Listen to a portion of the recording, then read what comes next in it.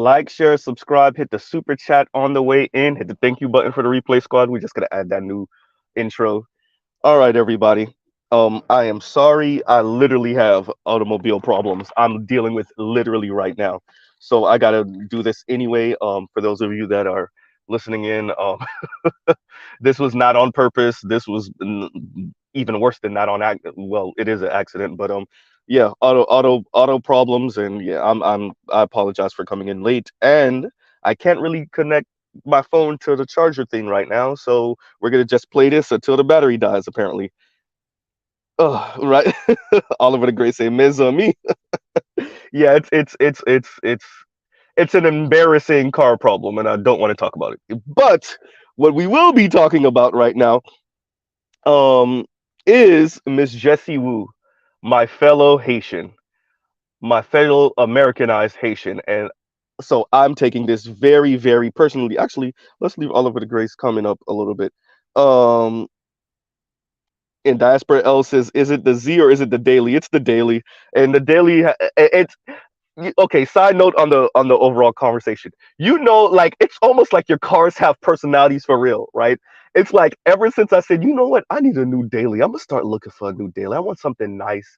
Now I got the Z out the way, right? Because Mr. Z is completely backwards. Mr. Z looked for the Z first before he looked for a house. But everybody that's a car person and that likes rare ass cars understands why I did the Z first and then a house.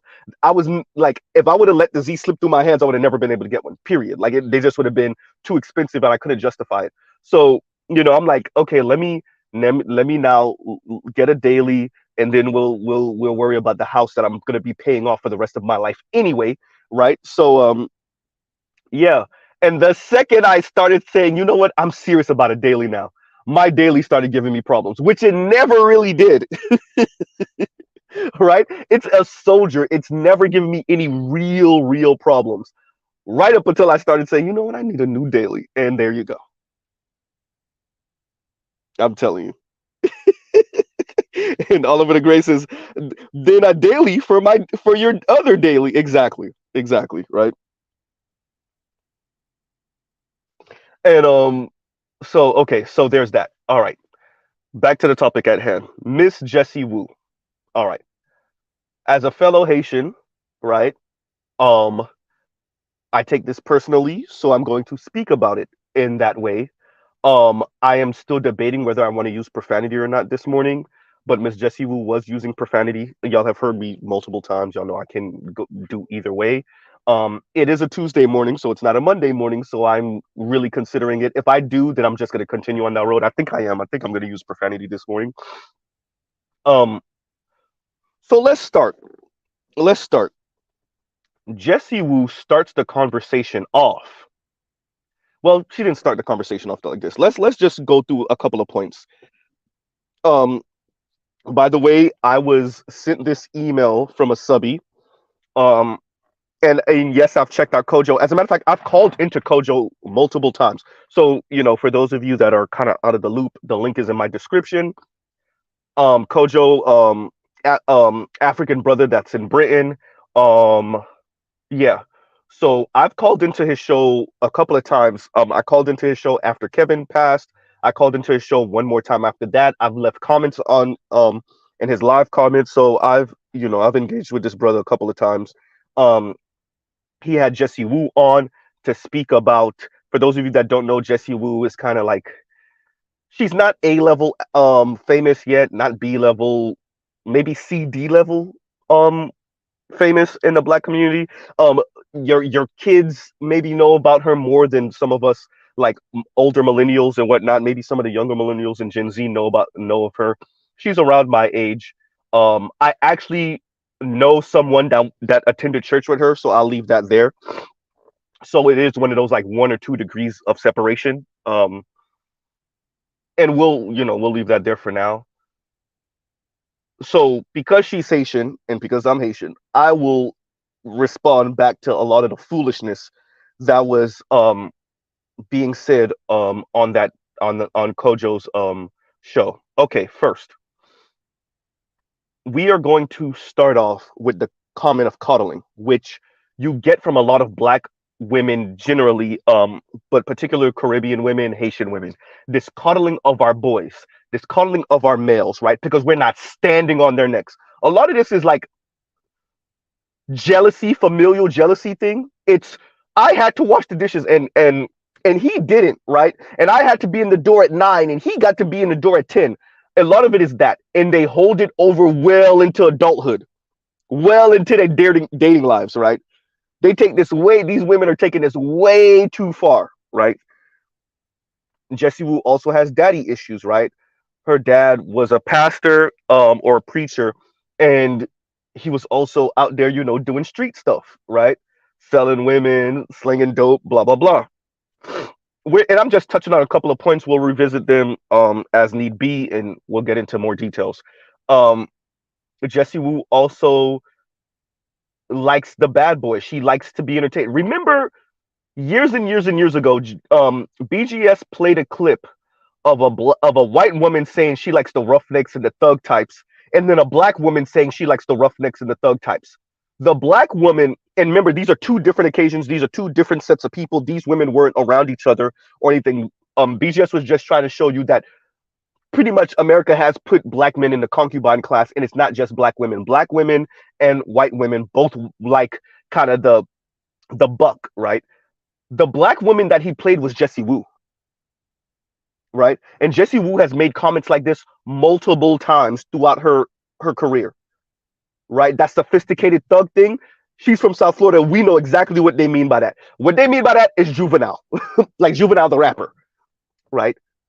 The sophisticated thug thing, the brother with the glasses, but then he's still got a team behind him and he's still like about that street action, but like and like 50 Cent type thing, not Jay-Z, because if y'all could see, like when Jay-Z's in public and he's on an interview, he doesn't seem comfortable. As you can see, when 50 eats those situations up.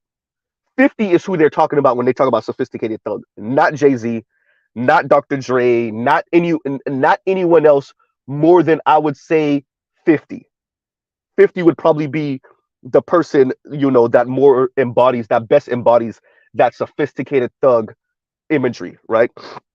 Now, why does all of this matter? Because she essentially admits, this is why you let them talk. And Kojo let her talk. She literally went from, we coddle our men, I've had the worst situation. No, let's rewind. My worst dating experiences have been with black men, to literally admitting that she was the side piece to a married Latino man that was rich. I mean, like literally, like that's the transition was literally that seamless. It was literally the next statement. You were the side piece to a Latino dude, right? That was married, but apparently rich and worked somewhere in Wall Street, something like that. She was giving off that type of energy, but yet black men have been your worst situation. She also admits that she destroyed a relationship with a white dude because he wasn't, it wasn't that type of like rough type of situation. Like kind of she didn't say she's toxic. What's the word that she used? The euphemism that she used instead of using the word toxic, right? So she admits she destroyed a relationship with a white dude that was too square for her. She was the side chick to a rich Latino dude, but yet all of her ire is for black males. Why did Mr. Z say black males? Because she includes her two younger brothers who she feels are being coddled by her mother, right? And because she was the oldest, she was always, and you see this also, the contempt that many women have for the males of their lives, but really, and this is where Rael comes in, it's their mother. It's as if her mother made her mother number two. She had to take care of her younger brothers, right? And now she feels like they don't, and she said something very interesting on this too. Now she feels like they don't know how to operate in the real world because her mother was coddling them. Her mother forced her to coddle them to a certain extent. And now when they come out here in the real world, them white boys and them Latino boys ain't gonna coddle them. Them white men and those Latino men ain't gonna coddle them. Meanwhile, when I talk to Latinas, they say the same thing about Latinos. Jessie Wu and Ebony K. Williams, and the reason why I'm bringing up Ebony K. Williams is because Kojo brought in Jessie Wu because Jessie Wu was making such a big fuss about this Ebony K. Williams thing that Kojo had her on. So for those of you that want to know how how Jessie Woo got onto Kojo's show in the first place, that's why. So if y'all see me bring up Ebony K. Williams, I'm not necessarily trying to rehash old conversations. It's because that's why Jessie Woo was on Kojo's show in the first place, right? So, um, Jessie Woo and Ebony K. Williams are the same people when it comes to that, right? It's people that have contempt for black people, contempt for black men in particular, and they couch it as constructive criticism. Let me say this to Jessie Woo as a fellow Haitian. We don't want to go to your feminized ass therapist. Ooh, Mr. Z, right? And she says, and why is Mr. Z saying that? Because Jessie Woo says, we got our issues too as black women. We have our traumas and our issues and stuff like that too, and our problems. The difference is we're more receptive. We're more receptive to therapy. We're even being willing to be. She didn't say hypnotized. Did she say hypnotized? Something along those lines, right? And black men, they don't want to do that. And she goes into a whole idea of she knows therapists, and they say by the time the couple gets to therapy, it's already too late and blah, blah, blah. And of course, she couches it as the woman is the one dragging the man to therapy, et cetera, et cetera. Jessie, let me say this. We don't want to go to your feminized ass therapist that's still going to tell us it's all our fault in the first place. Yeah, you could keep that and shove it. Jessie, just be like the other black women in Hollywood that have sex with a whole lot of white dudes. They throw y'all back off of Mount Olympus, and then you end up marrying or being in a relationship with a black man that doesn't know how many white dudes ran through you. Right? Y'all swear these white dudes are better. Just do that. And as a fellow Haitian, we already know how y'all getting down. We already know how y'all getting down. Right? Your worst relationships have been with black men, and yet you admit that you were the side piece to a Latino man that was running circles around you. You literally said it like the next sentence. Wow. Wow. Right?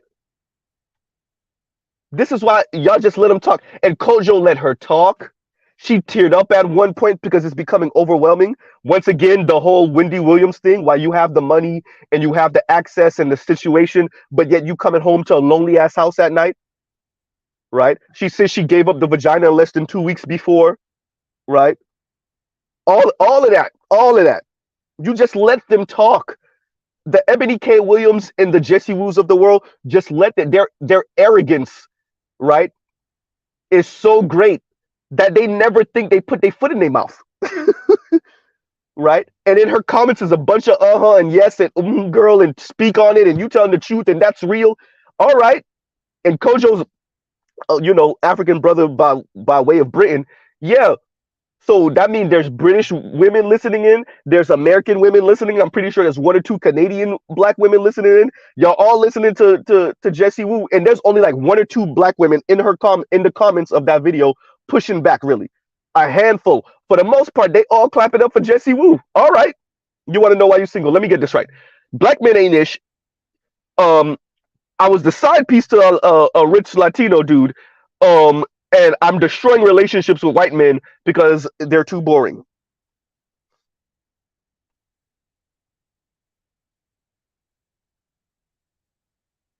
Right? And Don Calypso, Ifu, Ipale Twop, Ife Twop, but and for those of you that don't know, I said she's crazy. She talk too much, right? She do too much, right?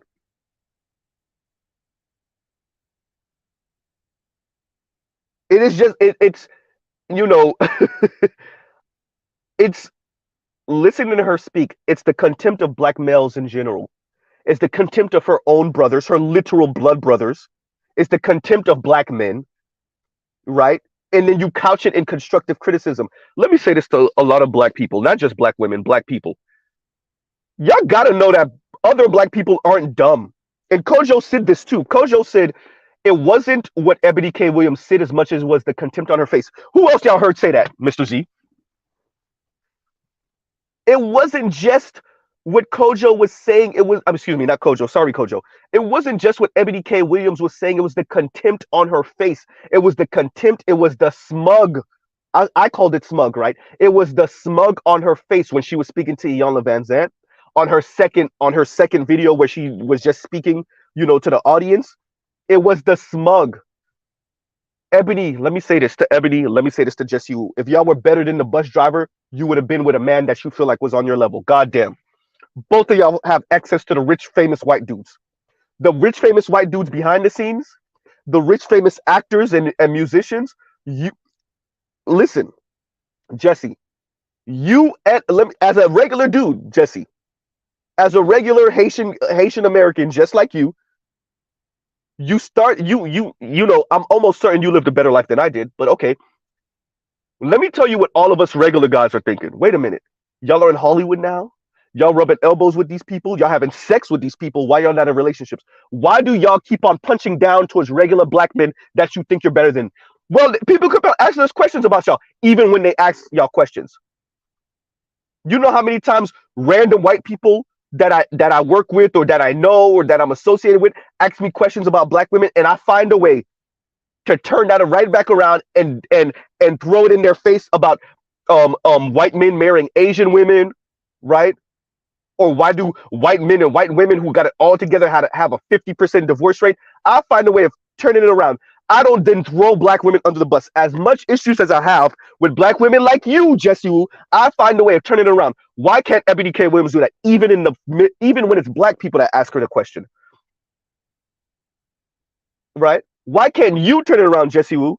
Y'all can't, because your contempt for black men is too great. The question that all of us regular, average, degular black men that y'all have contempt for keep on asking ourselves is, why are these black women who are rubbing elbows with, having sex with, in the presence of all these well-to-do, uber wealthy, connected, 2, 3, 4 generations into Hollywood money, white men, Jewish men, Latino men, why are all these black women single as hell? And we're talking about the black women that would rather not be single, like you, Jessie Wu, like Ebony K. Williams, etc., etc.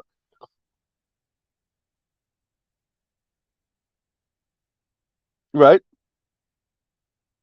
Why? Right?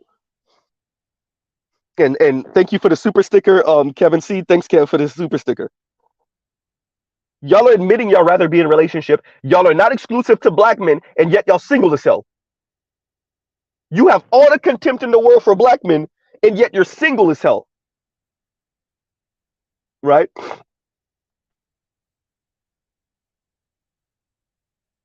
How many of y'all are like Rihanna when her and Ashton Kutcher had their little thing going on, and she tried to expose it, and Ashton Kutcher practically slammed the door in her face?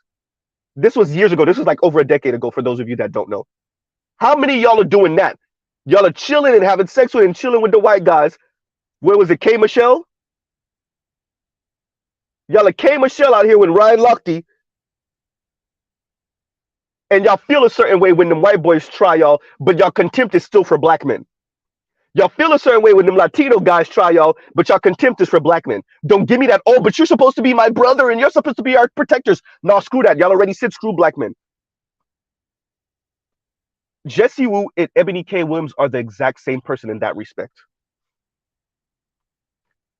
Ebony K. Williams fumbled the bag with the white guy, but yet her contempt and her anger is for black men. Jessie Wu done fumbled the bag with the white guy. She was the side piece to the Latino dude. She was out here with D-boys. Oh yeah, she was dating a D-boy while she was still working at BET and them, right? While she's making good money, she's out here with the street dudes. Nothing wrong with that, fine. But eat the consequences. And maybe us square guys that are richer than Mr. Z don't want to be playing second fiddle to a street dude. Have you ever considered it?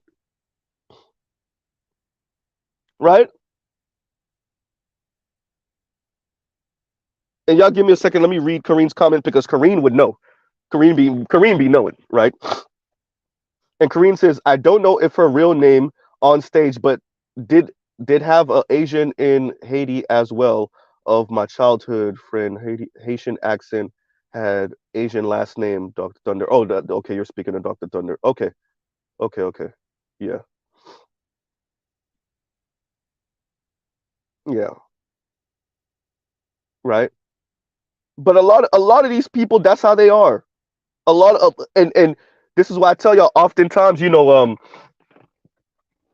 this is the interesting thing about the Caribbean community and the Haitian community in general, right? And this is why I would argue, me and my dad and my mom had this conversation, and we all in agreement with this, which is like, I was like, because we were passing in the hallway at my parents' house, and I was like, Dad, Mom, let me ask y'all a question. Y'all think it's more Black Americans that are married out or dating out, or do you think it's more Black people from the diaspora that were maybe born and raised in America or just brought to America that are dating and marrying non-Black people? And both of them said, right, it's probably non-Black Americans.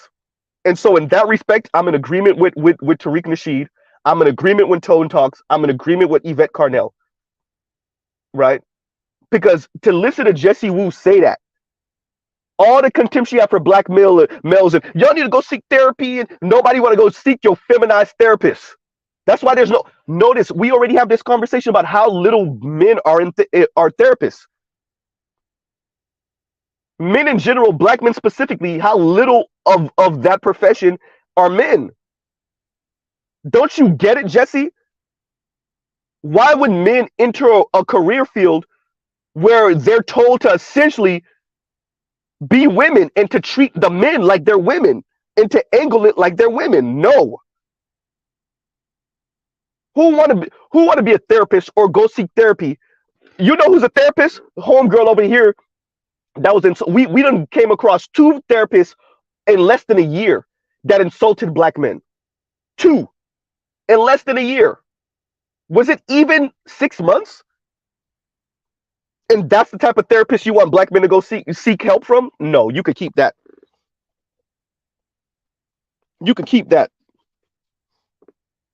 right? You know. So big up to you, Kojo. We disagree on certain things, but he just let Jesse Wu talk.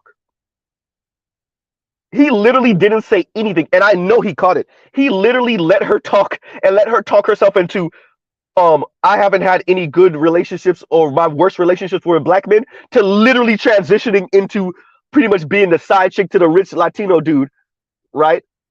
And he was running circles around her, and he had a whole family, and he had her go into some side apartment type thing. No, the house that she was meeting up and doing whatever she was doing with him wasn't the main house, and all type of foolishness. Her words. Mr. Z ain't putting words in her mouth. Her words, right?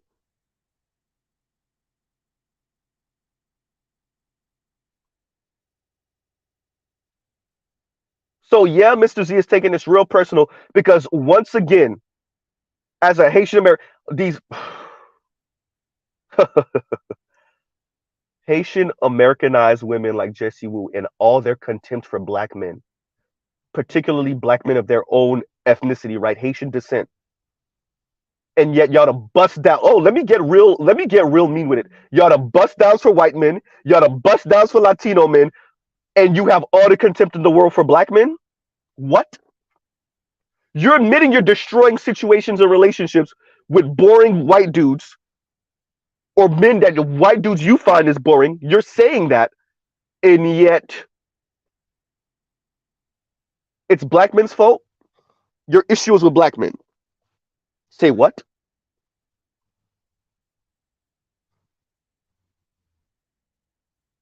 Right? I have some notes here that I did not follow. Of course, I did not follow my own notes. Give me a second, y'all. Let me get to the notes. Let me get to the notes. Right? And what did I have here first? Um, oh yeah, daddy issues, right? So her dad used to sling dope. Apparently, according to her, her mom. I mean, not her mom. Her grandmother. There's video of her grandmother, who I guess was also a pastor or a preacher. There was videos of her grandmother taking money out of the basket, right? And so that's very interesting, right? So yeah. So all of this, all of this, right? And excuse my background, right? Excuse my background, y'all. As a matter of fact, give me 1 second. Let me mute up real quick. Y'all talk amongst yourselves.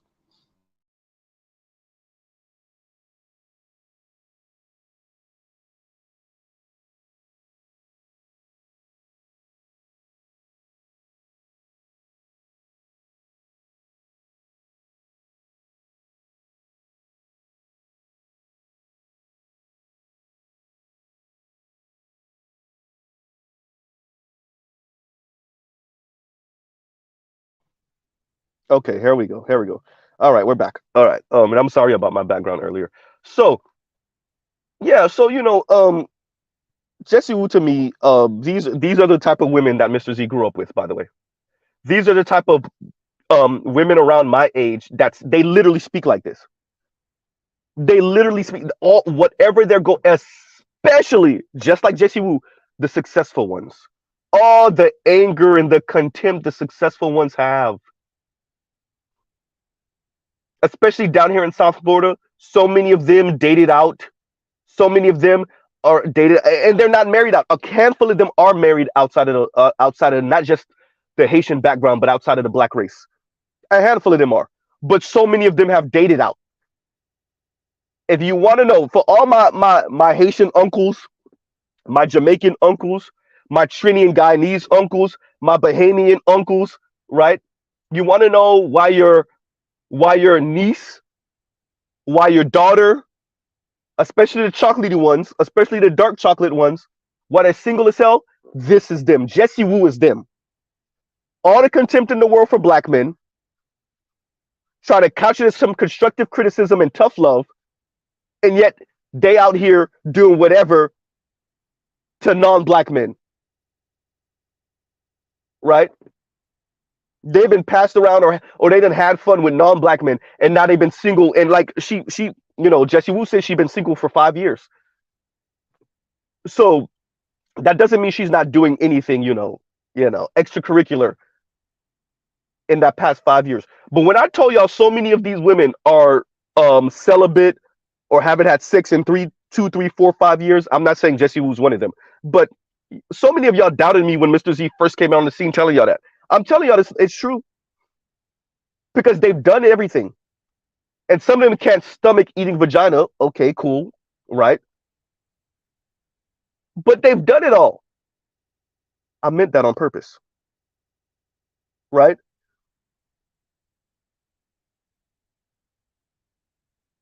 They were already with the Latino dude. They already were with the white dude.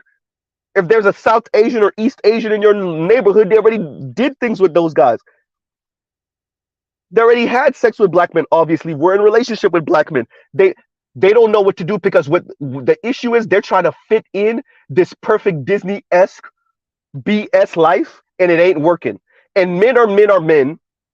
They thought it was just a black man thing. Men are men are men. And when they try that and pull certain stunts outside the black community and it fails, then they come back to zero, which is not doing anything with anyone.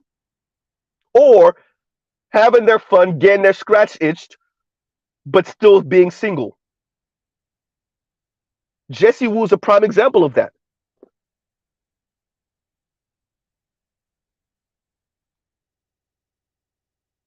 Right?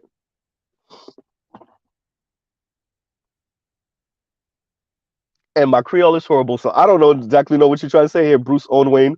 Right? Jessie e Banda Zola. Right?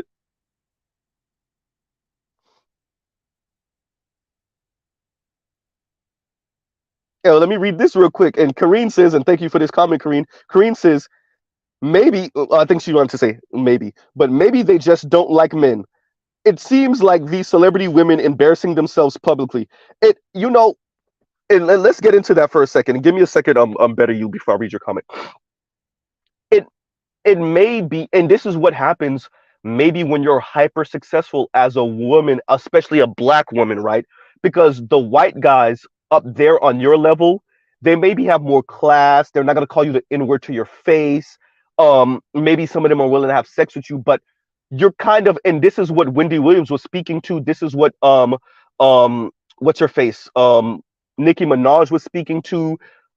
Like, a lot of regular women have relationship goals in their minds, and they want these celebrity women to end up with certain men, right? Like when so many of these black women wanted Lupita to end up with the white actor, I can't remember what his name is, right? Or they wanted Lupita to end up with a white dude, right? First, to snub black men, but secondly, because, like, you're not, are you really a beautiful black woman if a white man didn't anoint you as beautiful? Does it really count if white men ain't saying you're fine? Right? So there's that also. That's number two. And number three, obviously because of the relationship goals and stuff like that. And what I think they miss is the white guys are racist too, right? When all of those women were accusing Weinstein of what they were accusing him of, didn't Lupita accuse him of something also? And that was the one he was like, I ain't touched the black girl. Or the black girl, I ain't touch her. Right? Like I said, Ashton Kutcher practically slammed the door in Rihanna's face. Right? Ryan Lochte was smashing what? Was it K. Michelle? K. Michelle, while he was talking crap behind her back with his white friends. I mean, like literally. I'm not making that up. Literally, he was telling his white friends how ghetto she is, and while he's smashing, while he's imitating black culture, while he has the grills in his mouth and everything, he's smashing this black woman, and he's having sex with this black woman, and he's talking crap behind her back, right? So when you're a a famous rich black woman, and you think that money has elevated you out of being black, and you're rubbing elbows with white people who are air quotes nice to you, maybe you do forget that you're a black woman, right? And maybe that's why you embarrass yourself in public, because you think the money has, because that's why I say black is a class. That's why I responded to what's her face? Kim Nicole Foster, as black is your class, right? I don't know what type of Latino community y'all think. Y'all might be thinking this is Brazil. This is not Brazil. You don't get to class your way out of being black just because you got some money and some status now. Clearly. Right?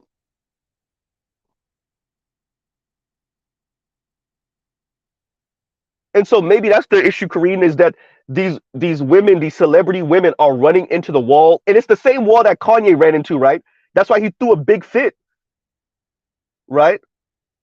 That's what the you ain't got the answer sway thing came from, right? How sway? That's where that comes from.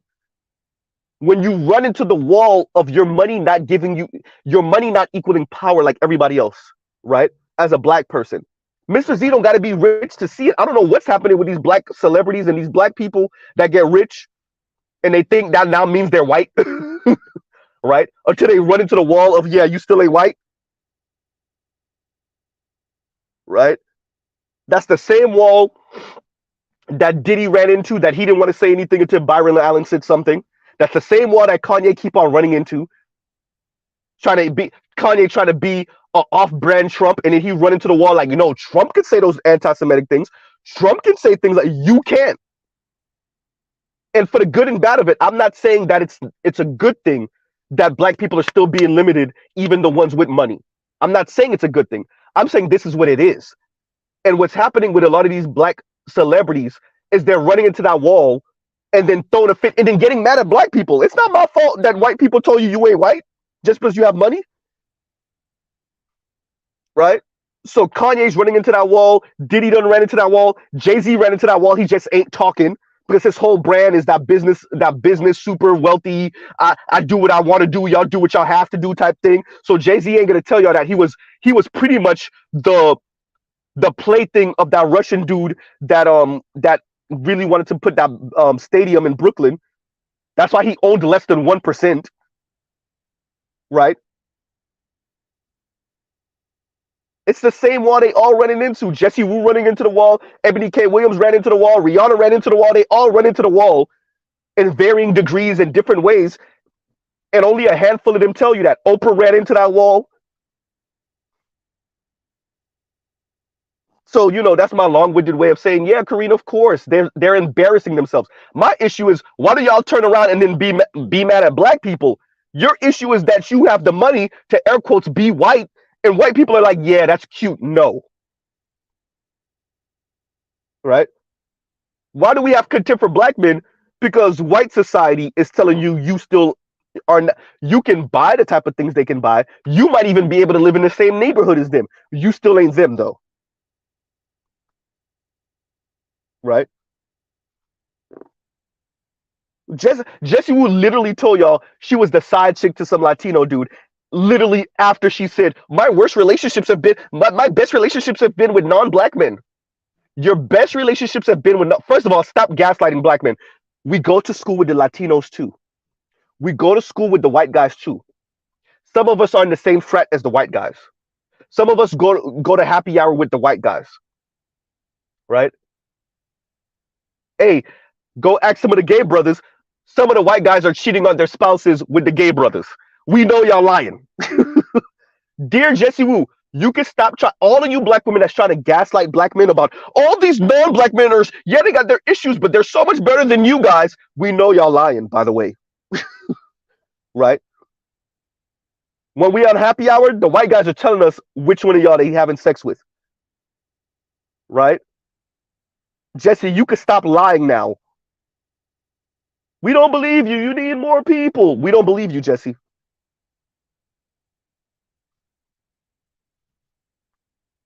You're admitting the Latino dude was running circles around you. He had you as a side chick.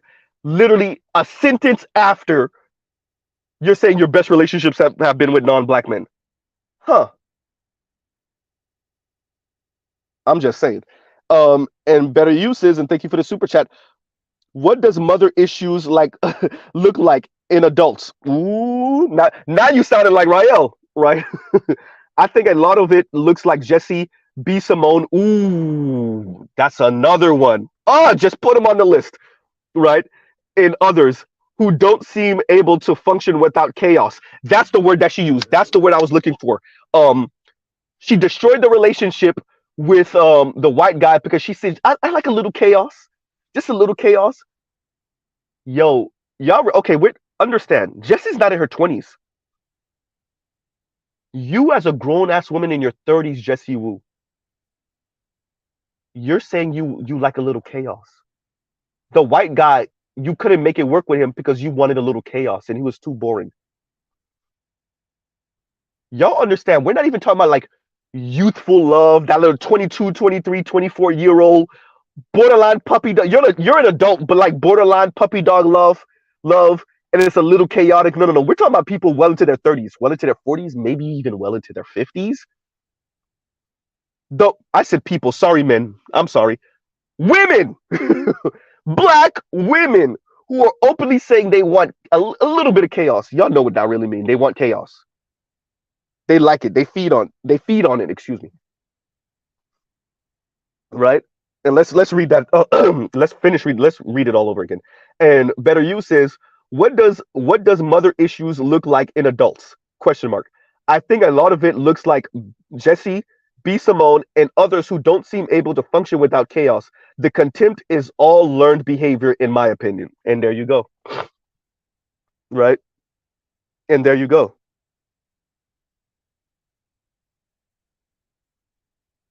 She literally said chaos. Right? So let's get this right. You were in a relationship with a dope boy, right? You were a side chick to a Latino guy. You destroyed whatever situation you had with a square white dude. You admit you had sex with someone in less than 2 weeks. Okay, cool. At least once, right? Huh. But yet your best relationships have been with non-black men. Jesus Christ. And if I'm not mistaken, Jessie Woo is like a college grad. I think she might even have her master's, right? I think she might have graduated from graduate school. I think, right? And obviously, while she was talking to Kojo, the waterworks came in. She didn't cry, but she wept a little bit while she was speaking because of how overwhelming this stuff is. And obviously, and Suckus Ray is right about this. Women know how to weaponize their tears against other women so easily. And obviously, all the sympathy and empathy in the comments for her when she teared up, right? Because that's all you have to do as a woman. Turn on the waterworks and all the other women feel you. Oh God, I understand. I understand your struggle. Yeah, black men ain't ish, even though you were the side chick to a Latino man. Right? Don't this sound like how many times we got wait, don't this sound like Chrissy? Wait a minute. Don't this wait a minute. dated outside of the race, dated D-boys, didn't work, but you're contemptuous for black. How many? Wait. How many times are we gonna hear this story? How many times are we gonna? Wait a minute, sneaking around with white guys, Latino men playing you, or you playing yourself, and Latino men just taking advantage of it. Being in a relationship with D-boys, black D-boys. Wait a minute. Is this black women's best rendition of white women?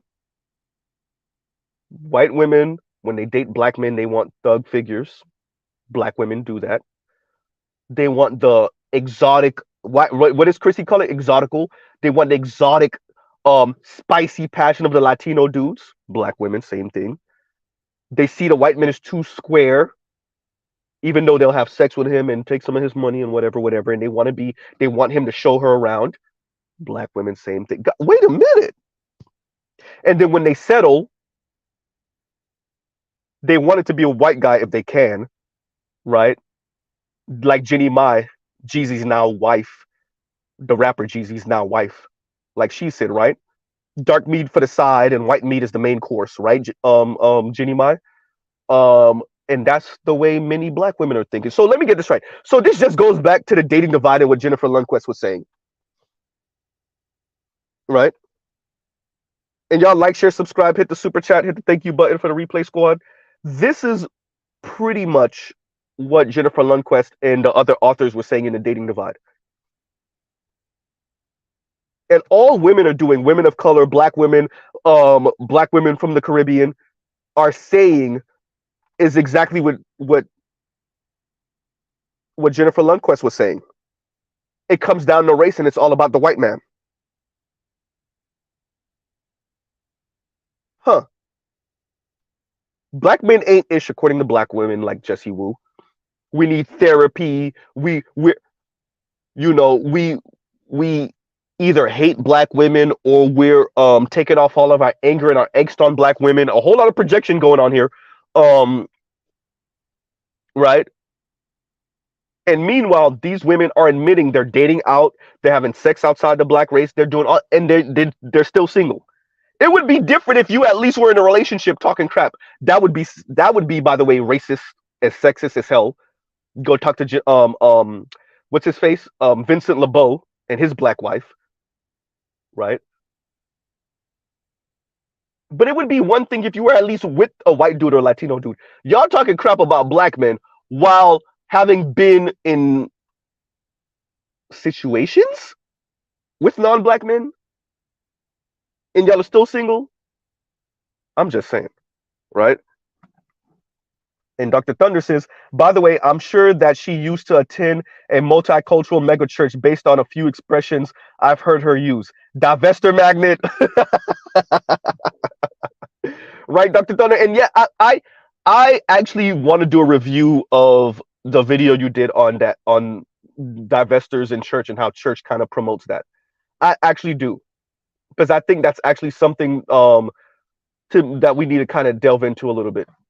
Right? Okay, let me read Corrine's comment right now. Early, and Corrine says, very frustrating. These women have access to all types of men, right? Question mark. Exactly. If no Black American men go to Africa, South Africa, Caribbean, etc., or go LGBTQ, right? Look,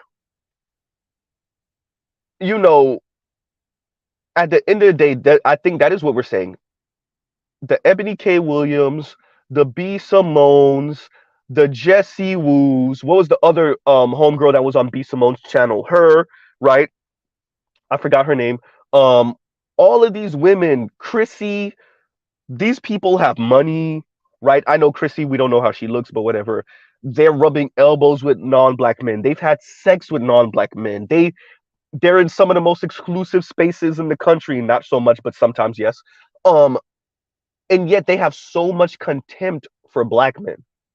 They've been the side piece to black D-boys. They've been the main chick to black D-boys. They've been the side chick to Latino dudes, street Latino dudes. They've been the main chick. They've been in legitimate relationship. They've done it all. What did Ebony K. Williams say?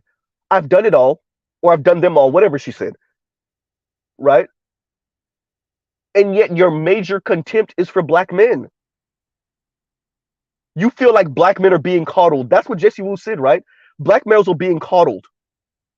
Black males are being coddled, but I've been in situations with the rainbow and it's not worked and I'm still single. Black males are being coddled. That's why we have a higher marriage rate. Because we know how to make it work. Now, other women divorce us because of the money. That's money. That's why it's irreconcilable differences. It's money. But at least we're getting married. We're in relationship with both black women and non-black women. But yet you have the Jessie Woos of the world and the Chrissies of the world, right? Chrissy over here saying we're insufferable. Jessie Woo saying, my best relationships have been with non-black men. All right, then go over there then. Right? Ebony K. Williams is calling us mediocre. Kim Nicole Foster is calling us useless. Right? Yanni is telling us you get what you deserve because y'all the ones who wanted to integrate so y'all can have sex with white women. Huh. Because y'all just admit y'all a bunch of extra broken, mean, angry women because y'all are not white women in this society. Y'all could stop beating up on. Okay, let me ask all the women like this. What is beating up on black men and their image? What has that done for you over the past 50 years? You cowards. Go beat up on the white man. Oh, you can't do that. Go talk to the white man about lifting your image up. Oh, wait a minute. He is placating y'all on TV. It's just not equaling more marriage for black women.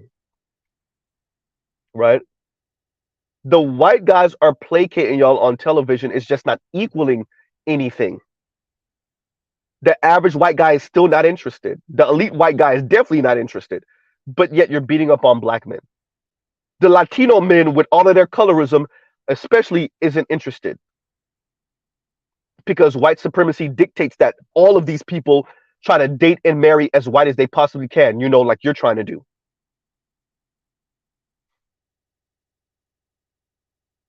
So everybody's on the white chase except for black men, and yet everybody think they can punch down on black men, including black women.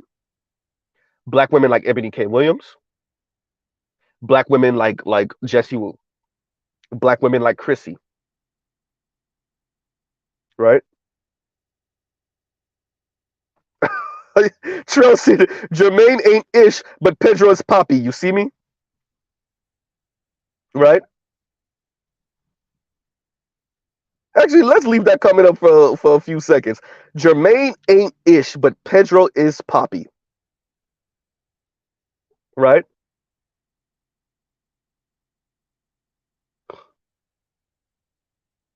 All that talking. So Jessie Wu went onto Kojo's show to essentially sing because she randomly busts out in the song. That's her thing, right? She could hold a note here and there, so that's her thing. Cool. I'm not gonna take away from her talent. But everything outside of the talent, though, especially as look, growing up as a Haitian American in South Florida, you run into this a lot, right? These Haitian women, right? Not on Jessie's level, but they're nurses, right? And it's not most, but it's a sizable minority of these Haitian women. They're nurses, right? They might be literally a PhD. I'm a PhD, right? They have these things. They have their accomplishments, their academic accomplishments, and they have all the contempt in the world for black men they feel like are not on their level. But they've dated white men and it hasn't worked either. And they tell you my best relationships have been with non-black men. Then why aren't you in a relationship with one now? Like now. And sometimes the smartest of them will have excuses. Oh, distance, we live too far from each other. Or we just couldn't meet each other often enough. It didn't work. My schedule, I'm off on weekends and he's not, and whatever BS excuse. Right?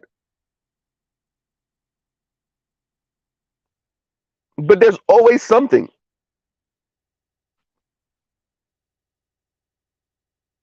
If these non-black dudes are better, then why aren't you in relationship with them?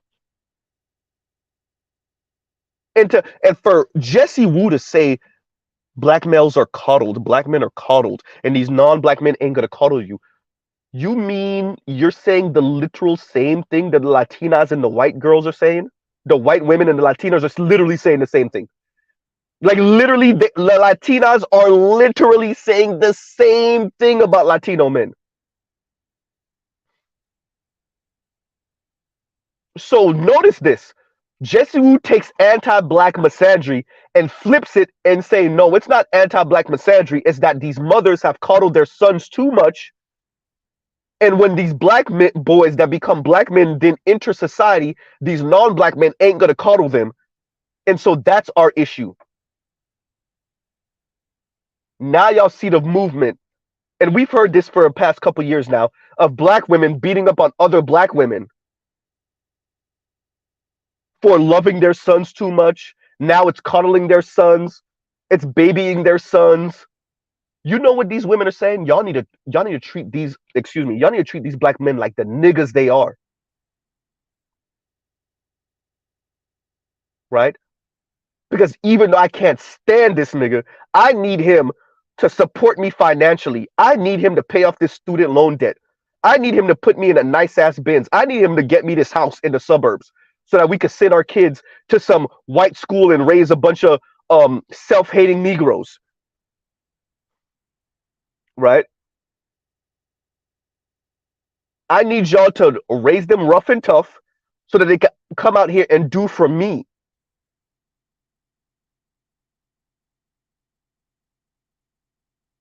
The reason why I can't find a husband is because y'all raise these men to be boys.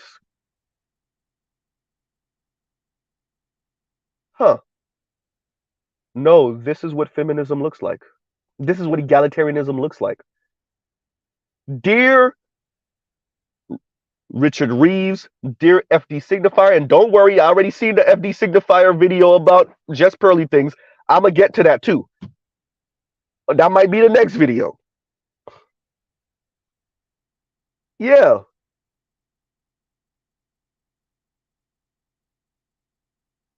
So Jessie Woo, Chrissy, right?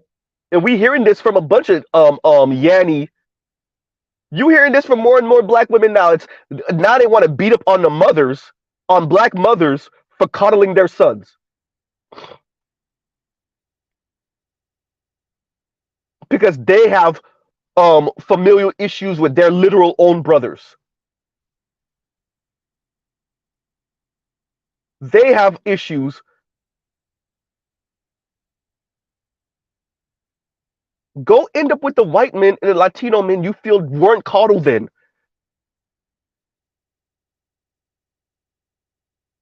This is the beauty of our society, and this is why Ebony K. Williams, her attorney ass, put her foot dead ass in her mouth, damn near down to her throat.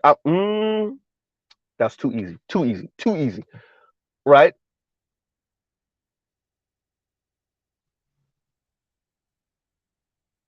Iyanla let her talk. Charlemagne and DJ Envy let her talk. And she's single as hell, and now you see why. All the men, I don't know what the women were thinking and seeing, but all the men saw exactly why she's single. Not just black men, ladies. All men, once we let her talk long enough, you see exactly why she's single. Who you think want to wife that? Oh, I'm sorry. Black men are soft. Black men don't want to wife that, but white men do. I forgot. The white man is gone, and he sees that as cute and sexy, and he'll wife it. That's why she's still single, right? The Latino men weren't coddled. They'll wife it. Uh-huh. Now do we know why so many black women are LGBTQ?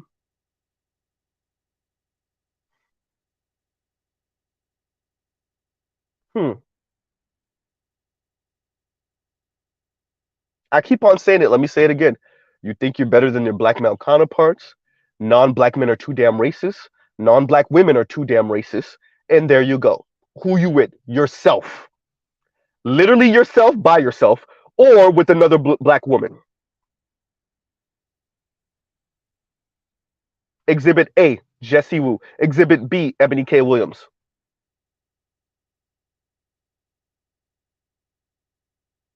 Huh. Another Caribbean woman talking crap about black men when they've they've been in relationship with D boys, Latinos, and white men, but yet black men ain't ish. And they admitted they like a little chaos. And they admitted, oh yeah, how did I forget that? Their own homegirls are telling them, Jesse, you make horrible decisions when you're bored. She's admitting she goes out of her way to make horrible dating decisions. Make horrible decisions when she's bored, and she's always bored. You let them talk long enough, and they'll tell you, I'm destroying my relationship life and my love life. But damn you, black men. Wait, what? Wait, damn you, black men, even though I'm destroying my relationship life and my dating life. At least Jessie Woo, because she talks so much, she said it. How many black women are just like Jessie Woo, but they don't say it? Had the white guy, I wanted some chaos in my life. He was too boring. Latino man was playing me. Um, um, D boy, I couldn't make it work, but he wouldn't listen to me. Right? He kept on talking about going legit, and he wants to do this, and he wants to switch his money here. And by the way, dear Jesse, maybe one of the reasons why he didn't do it, maybe you don't realize, this is not the 1970s and 80s anymore. You can't wash your money like that anymore. The IRS is on their ass. Jesse, let me say this again. I don't know what year you think we living in. Maybe the reason why he didn't wash his money, pun not intended, right? No pun intended. It's because D boys can't wash their money so easily nowadays. You can't just flip your money into clean money. The IRS is watching. The alphabet boys are watching. He kept on saying he wanted to do this and he never did it. And then I had so many ideas. Go do a laundry. He was saying he want to open a laundromat and he didn't open a laundromat and he said he was going to do this. Just don't tell me you're going to do something and you don't do it. Have you had a conversation with the man about why that didn't work out? Maybe, maybe not. But if you think you could just take your street money and wash it, yeah, this is not 1970 something anymore. It don't work that way. It barely worked that way back in the 80s. Definitely not by the 90s. The early aughts, that's your ass. Now we're in 2023. Oh yeah.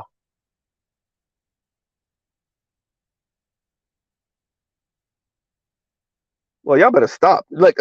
But it shows a level of being myopic, naivete, just straight up contempt for black men and black boys, black males, right?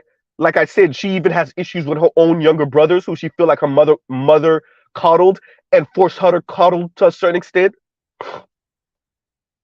She has daddy issues because her dad was a D boy while being a preacher, right? So if you're coming from that type of familial background and then your dating situation isn't all that, and now you got contempt for black men,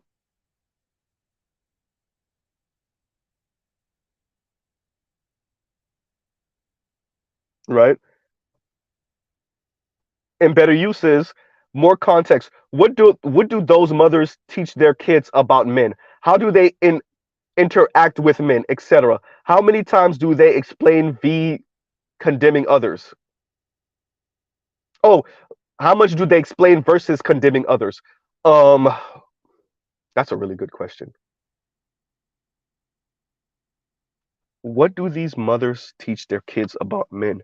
I mean, if you were raised in the waiting to excel, color purple, four color girls households, if you were raised with the Tony Braxton, he wasn't man enough for me, um, just be a man about it, no scrubs, ain't gonna cry. If you were raised in those type of households, because all of us around a certain age group, I would say about 43, 45 ish to about 30, 32 years old. We all, if you were raised by a single mother, or maybe even not a single mother, a mother that had her war council, like Dr. T. Hassan Johnson says, her war council of women, and they would go out with each other and they would watch movies with each other and watch TV shows with. That's what you were raised with. And then you add in Real Housewives of whatever the hell, right? And Scandal and whatever exaggerated television show, right? Drama. It's funny, they call it drama. They literally call it drama, and women eat it up, right? They literally call the genre of television shows dramas. They literally call it that, and women eat it up. And then they enter their real lives with all of this BS in their minds. But I digress. Anyway, shout out to A.L. Evans. If you're growing up in that type of household, better you, to be honest with you, your daughters come out like Jessie Woo. Your daughters come out like Ebony K. Williams. Your daughters come out like Chrissy. Your daughters come out like Yanni. Right? Your daughters come out like Paris. Paris told you, I think her mom owned a hair salon or something like that. Her mom has always been business minded. Now she's busy. All of these people, you come out like them. What do you question? You question whether black men are really men or if they're really human beings. Maybe that, but what else? You don't question anything in the system, especially when it doesn't directly impact you to your face, right? You don't question any of that. You don't question none of it. White supremacy is only real because you can't get the white man. White supremacy is only real when it messes with your individual money. White supremacy is only real because of the European beauty standard. Right? What do you teach your children about men? You say black men ain't ish in their presence. You either say it outright or imply it or suggest it. You and your cackling hen of friends just talk crap about black men all day in the presence of your daughters and of your sons. Right? How do you interact with men? You interact with men with contempt. You interact with men, black men in particular. Here's where you start showing the power dynamic, right? You interact with black men with contempt, and everything is very transactional. Meanwhile, with white men, you put on the sweet interview voice, and your daughters see that. So not only does your daughter know that the president is white, all of Congress is practically white, right? The richest man on the planet is white. Not only that, outside of the home, but in the home, your daughter sees the interview voice when a white person calls in, particularly a white man. Then your daughter also gets to see the contempt you have for black men that you're dating, their father, your baby daddy, or your ex-husband, whatever black man you might be dating at the time. Your daughters get to see all of that. So the interaction with men, black men, is one of contempt. Their interaction with non-black men, primarily white men, you're on your best behavior, right?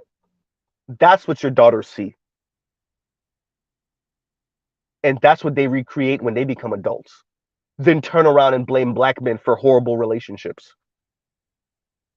for not stepping up, for not being on their level. Once again, ladies, this is what comes with feminism. I'm gonna keep on saying that. Shout out to BGS for covering that also. When he covered it on his Ebony K. Williams video. What y'all thought was gonna come with egalitarianism and feminism and female empowerment? You would be doing better than so many of your male counterparts. Now make it work with the half of bin that y'all want. I hope you got your boxing gloves and boxing shoes ready. I said this over a year ago, right? Didn't I say this with the pretty young lady. I covered her video. Charles covered me covering her video, talking about after she left the wedding and made her feel sad and she don't know when she's gonna be in a relationship and blah blah blah blah blah. Like I said, y'all all want the top 20%. Get your boxing gloves and boxing shoes ready, right? So to answer you in a very long-winded way, better you, they don't teach their kids much of anything except black men ain't ish. And the way they interact with men, black men, is with contempt. The way they interact with non-black men, they flirt with non-black men in front of their children. They have the nice interview voice with white men of authority, even white men with no authority. What do you think you're teaching your children? Your 3-year-old, your 5-year-old, your 7-year-old, your 12-year-old. What do you think you're teaching them? We already know how much children pick up on facial expressions, the intonations and voice and all that other stuff. We know how children pick up on that. That's why your 2-year-old is imitating you. If we know they pick up on these things, you think your daughter doesn't pick up on the fact that you talk to her father with so much contempt? You talk to other black men with so much contempt? You enter conversation with black men adversarial, right? And aggressive, and yet you have the interview voice for the white people. Yes, sir, no, sir, to the white men. You think your daughters don't pick up on that? So yeah, better you. That was a great question. That was a great question, right?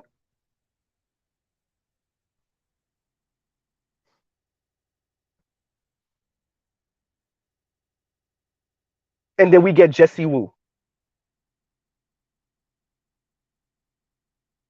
And I could tell y'all, there are so many Haitians that are really about this black thing. They're really about that life. They don't let no white person slide with nothing. Not a damn thing. But on the other side are the Haitians that use respectability to say and do some anti-black stuff.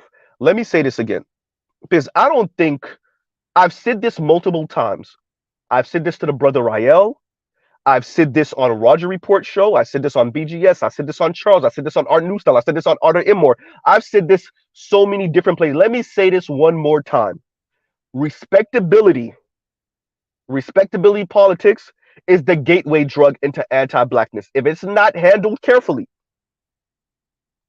it's the gateway drug to anti-blackness.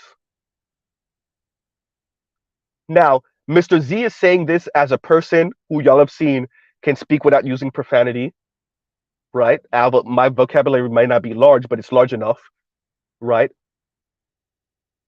Mr. Z pretty much still dresses fitted, no sagging pants, no gold teeth, no tattoos. I don't smoke. I tend to drink socially. All of that. So if you met Mr. Z, you would be like, well, damn, brother, you respectable? Yes. But I've been around enough black people from across the diaspora that really think being respectable does anything except make your life just a smidge easier in the presence of non-black people mainly. Just a smidge easier. Right? And so this idea of being respectable, and this is something you see often, right? This idea that we need to start businesses and we need to be entrepreneurial and we need to be respectable and we need to do this thing, right? And that's why y'all saw me push back on Ebony K. Williams so much. You're talking about this thing 40 years. And you know, as a matter of fact, I'm gonna bring up the data after this stream and put in my community tab for entrepreneurship pre-COVID. Because I keep on saying it, and I think so many of y'all doubt me. Entrepreneurship was like at a 40-year low before COVID across the country, not just for black people. The people that really start businesses like that are immigrants. So to hear Jessie Wu speak the way she does, To hear Ebony K. Williams speak the way they do, it sounds nice. It sounds empowering to women, black women. But once again, myopic, naive. You don't even know what world you're living in. And Jessie's a college graduate, if not graduate school, right? And Ebony K. Williams is a whole famous rich attorney.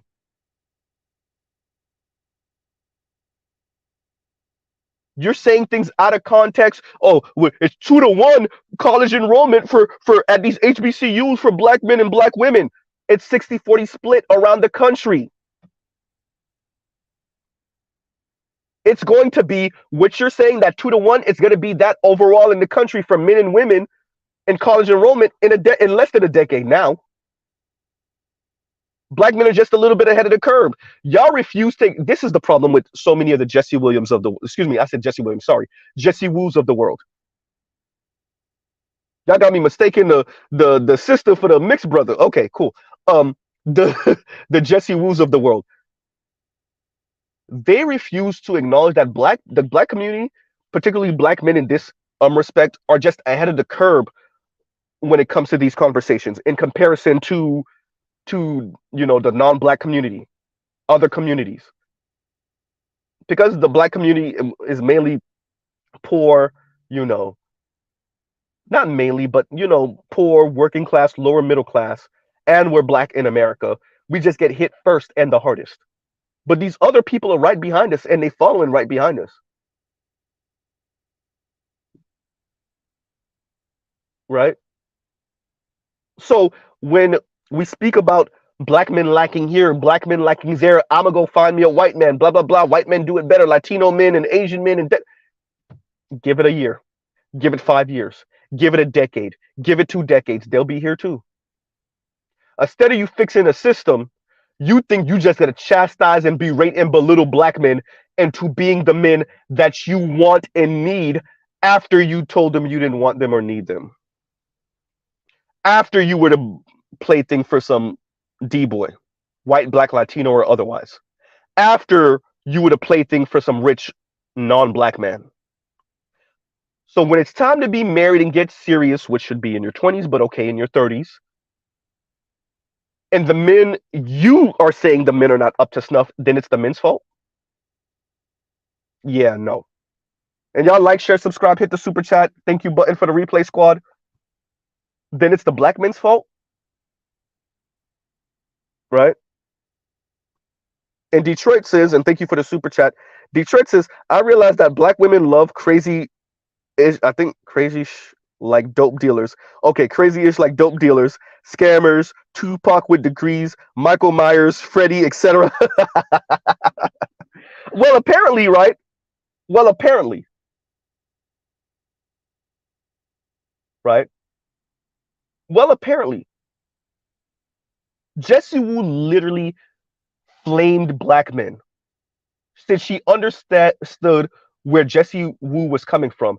And Kojo, and me and Kojo have had Kojo had me on for over an hour after Kevin passed. And it was mainly me and him. Other people were chiming in, but it was mainly me and him.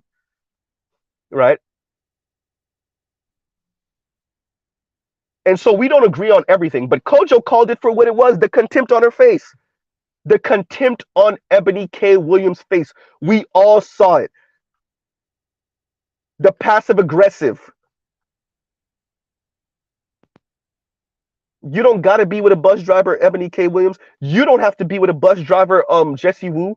Nobody's saying, and like Jessie Wu, like, what is she supposed to do? Park her Benz or her Tesla or whatever nice luxury car she have, her Audi 5000? That's not a real car. Actually, I think there was an old Audi 5000. Maybe. Jessie, you might be right about that one. Back in the day, I think there might have been an Audi 5000. That's funny, right? And we used to say Audi 5000 in the hood. Yeah, okay, you might have that one, right? But what is she supposed to do? Park her Audi and then wait at the bus stop for a bus driver to holler at her? Like, no, let's be effing for real. Let's be fucking for real. Yeah, that's cute. Here's a question for you, or a statement more like it. Jessie, if Ebony was that much better than the bus driver, then she would be in a relationship. Because the bus driver is probably in a relationship. Let me tell you. The average 75, $70,000 a year bus driver man right now, particularly black man, he might be married or divorced, and he has a side chick and maybe another side chick. Oh yeah. But Ebony K. Williams, let's go through it again. Attractive, connected, rich, attorney, knows the right spots to meet the rich white dudes and the connected wannabe white guys and connected, rich wannabe white guys. She's single. But the bus driver that she's looking down on and you're looking down on too, they're probably either married or divorced and got like 2 or 3 side chicks. Huh. We got to give Jessie this though. She did say the way we treat these bus drivers and these blue collar workers and like with contempt, and she did say that. I got to give that to her. She did say that. She did say that in her intro speaking about this. She made it seem like it was just a black community thing. Black people, it's the way black people treat other black people. Okay, let me say this. I'm so sick of this. Excuse me. Black people really need to stop with this we are own worst enemy talk. Actually, no, we're not. Oh, Mr. Z, you just said that. Mr. Z, you just said that in the Black Manosphere. We're not our own worst enemy, Mr. Z. Actually, no. Are crabs their worst enemy when they're in a bucket full of crabs or a barrel full of crabs? Or is it the hand that keeps on pushing them down? We all talk about the crabs in a barrel pulling each other down. We ain't talking about the hand that put them in there in the first place, or the hand that keeps them down, or the hand that put the cover over the barrel in the first place and keeps the barrel on, or put something on the top of the barrel to make sure the crabs don't get out. We only talk about the crabs in the barrel. The crab shouldn't be in the barrel in the first place. The crabs are going to act different in the barrel. The crabs are disorganized, discombobulated, and whoever put them in the crab, whatever put them in the barrel would make sure to keep them that way. I'm not saying that black people aren't an issue for other black people. I'm not saying that black people shouldn't practice more discipline. I'm not saying that black people aren't a issue for other black people. I'm saying we're not the issue. For those of you that didn't catch it, that's why I brought up the black money in the first place. Kanye had the money, right? Kanye had the money, right? Who else? Oprah has the money. Oprah did all. She still was G-checked by a nobody-ass European chick, if that story is true. Right? Byron Allen did all the right things that we know of, at least. He has the white wife. He has the money. He has the connections. Diddy doesn't challenge white supremacy. Does his little two-step everywhere he go, his little Diddy bop.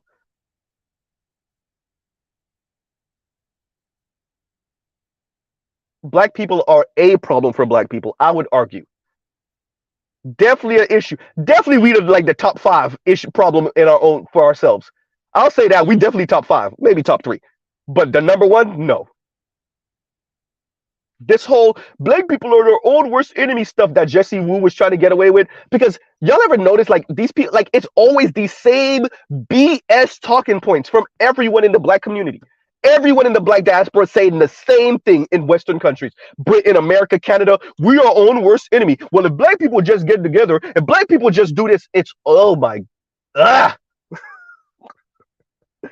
right?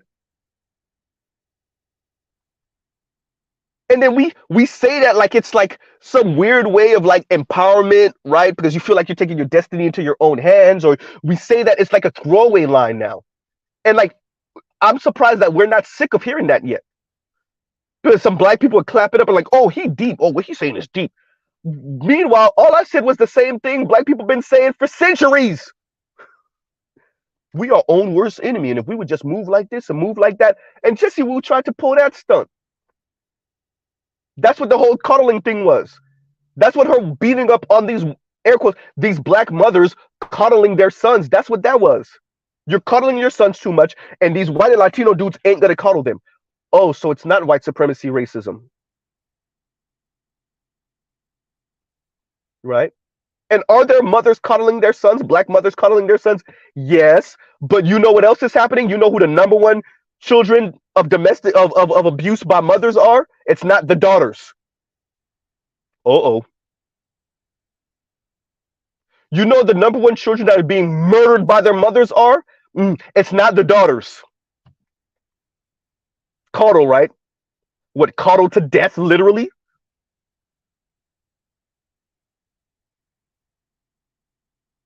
Spare me your talk, Jesse. Spare me your talk. We coddled them too. They're too coddled. Coddled to death? Oh, let me get this right. We coddle our sons too much. Meanwhile, it's the sons when the mother does murder one of her children. It's the sons, and when CPS is called on the mothers, oftentimes it's because what they're doing to their sons. Huh? Not saying the daughters ain't going through it. Because these people like to play a zero-sum game. Not saying their daughters aren't going through it, but it's the sons. Meanwhile, Jesse says we're coddling our sons too much. Okay, yeah, that's it.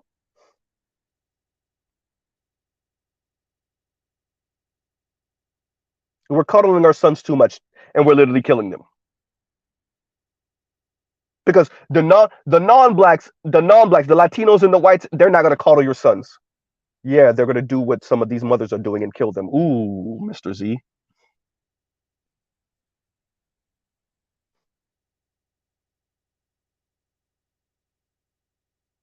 Hmm.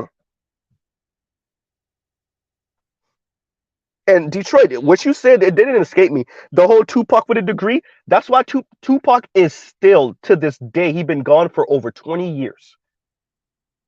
He is still the face of like the pinnacle of black masculinity for many Xers, millennials, even Gen Z. They don't even know Pac like that.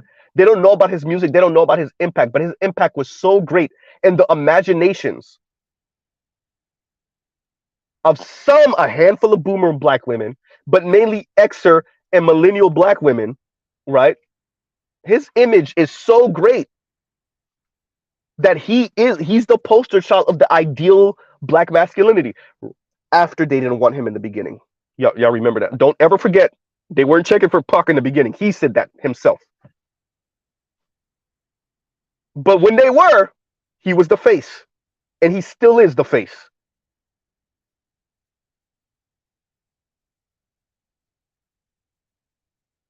Right?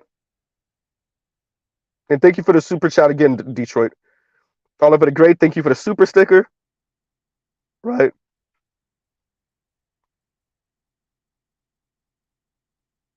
Coddle.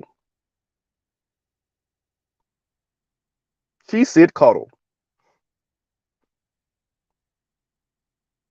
Let me make sure I hit all the notes. Yeah, the Kojo when he spoke about the facial expression, right? And I just want to remind us, like I said earlier, years ago, this had to be maybe 2018, maybe 2019. No, I don't even think it was 2019. I want to say it was maybe 2018. I want to say 2018 or 2019. When BGS played that clip, and it was a black woman speaking with other black women about the type of black men they find attractive, and then he played another clip of white women speaking about what type of black men they find attractive, and both of them described the same type of concusurf, essentially. Right? Shout out to BGS. Shout out to Dr. T. Hassan Johnson. And like I was telling y'all, the person that described the black woman that described the thug type of black dude was Jessie Woo. That was Jessie Woo. Right? And don't also miss Jessie Woo was the other one recently. Who was it that covered that? Was it Medium Man that covered her being on the stage talking about relationships with a pastor, and she just was putting her foot in her mouth over and over again? That was Jessie Woo again. Once again, Also trying to make excuses why black men did it like this, but when black women do it, it's not the same. That type of talk. That was Jessie Wu again, right? Jessie Wu was the one talking about sophisticated thugs and all this other foolishness.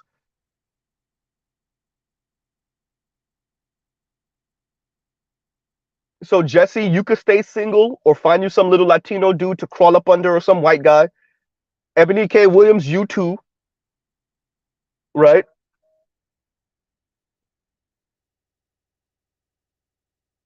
And Oliver the Great, thank you for the super sticker. I already said Oliver the Great, thank you for the super sticker, right? Michael Ross, thank you for the super sticker, right? Y'all like, share, subscribe, hit the super chat. Thank you button for the replay squad, right? Indigo Flow said this, Mr. Z, this is why we pay you. We pay you. He didn't say it on this comment, but he said that maybe a couple of videos ago. That's why we pay you, Mr. Z. Look, y'all got me working overtime. And I definitely had to cover this. Shout out to the brother. As a matter of fact, y'all give me a second. Let me make sure I shout the brother out if he didn't give his government name, because he's the one who sent me the email. Y'all give me 1 second.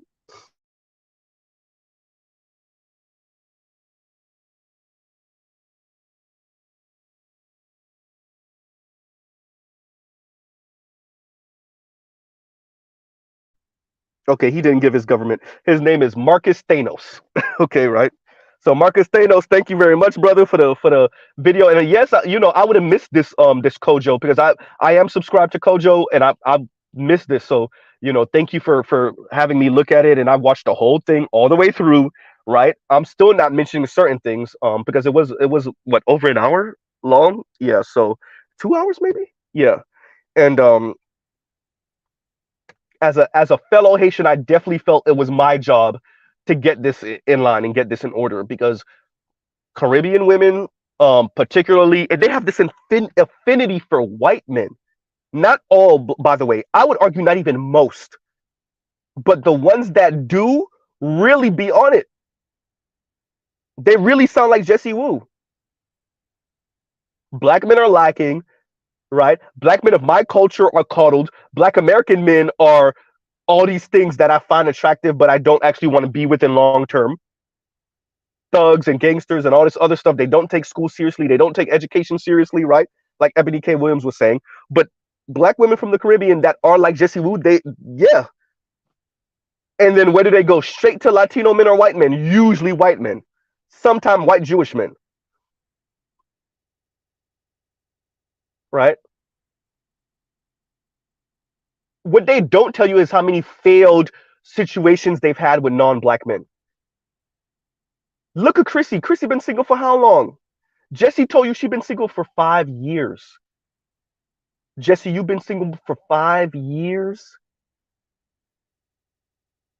Black men ain't ish. Although I've been rubbing elbows and maybe doing other things with non-black men. I've been in the presence of non-black men. I've worked with non-black men, but black men ain't ish, and I've been single for 5 years. Wait a minute. I keep with you gotta let them talk.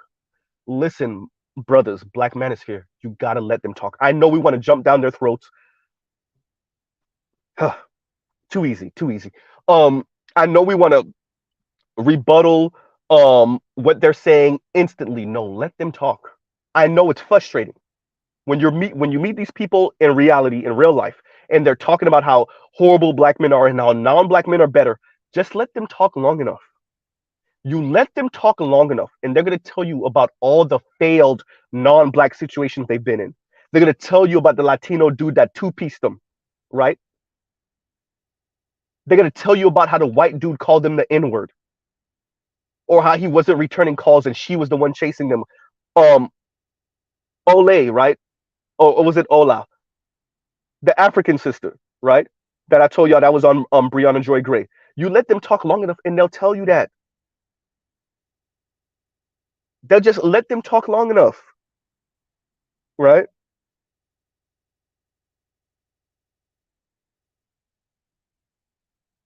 You let Ebony K. Williams talk long enough, she tell you how horrible black men are, and then she tell you pretty much how disrespectful and a-hole-ish the white dude that she was dealing with, how his children were to her. and how he pretty much said, "Are you coming or are you not?" Black men are horrible, but yet the one white dude you couldn't make it work with. You let Jessie talk long enough, same thing. Black men are horrible, but the Latino dude, rich dude, connected dude, had me as a side chick. The white guy, I wanted something a little bit more chaotic, but black men are horrible. The white guy's too boring, and the Latino dude was playing me. Better yet, I was playing myself. Just let them talk, right?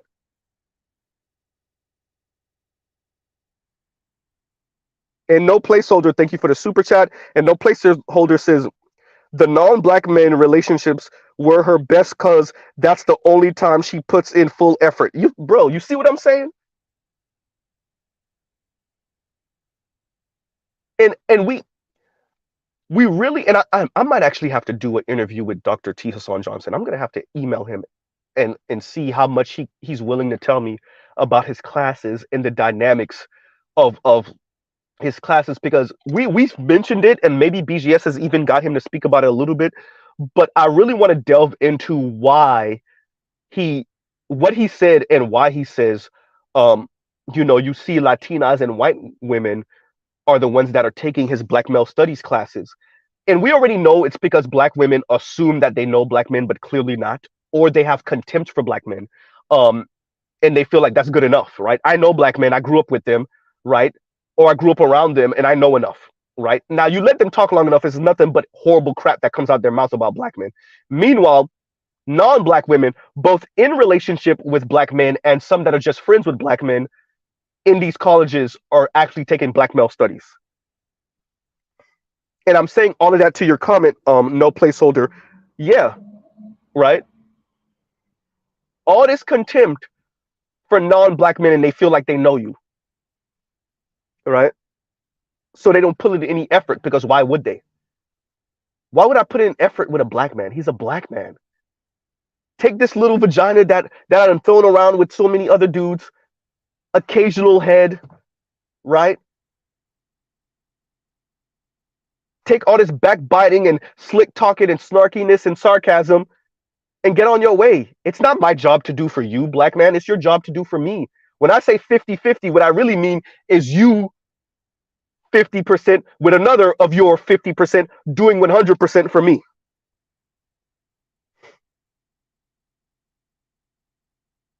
50-50. Ugh. Right? So yeah, no placeholder, yeah. Why put in effort for you, black man? First of all, you're not even a black man. You're not a man, not a man in the way I see men. White men are men. Black men are black males.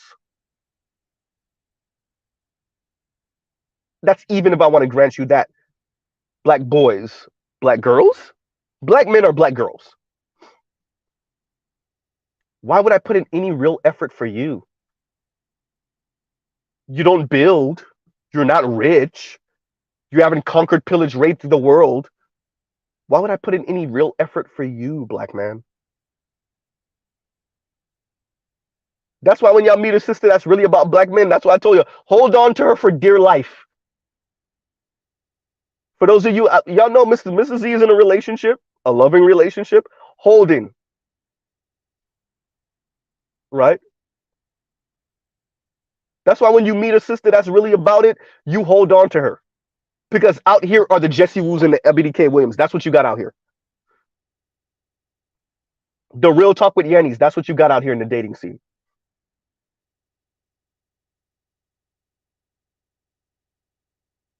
Real talk with Yanni pretty much telling you she's and shout out to the brother that told me to check out her video. I know I haven't reviewed it yet, but she pretty much is trying to come to terms with being single for the rest of her life.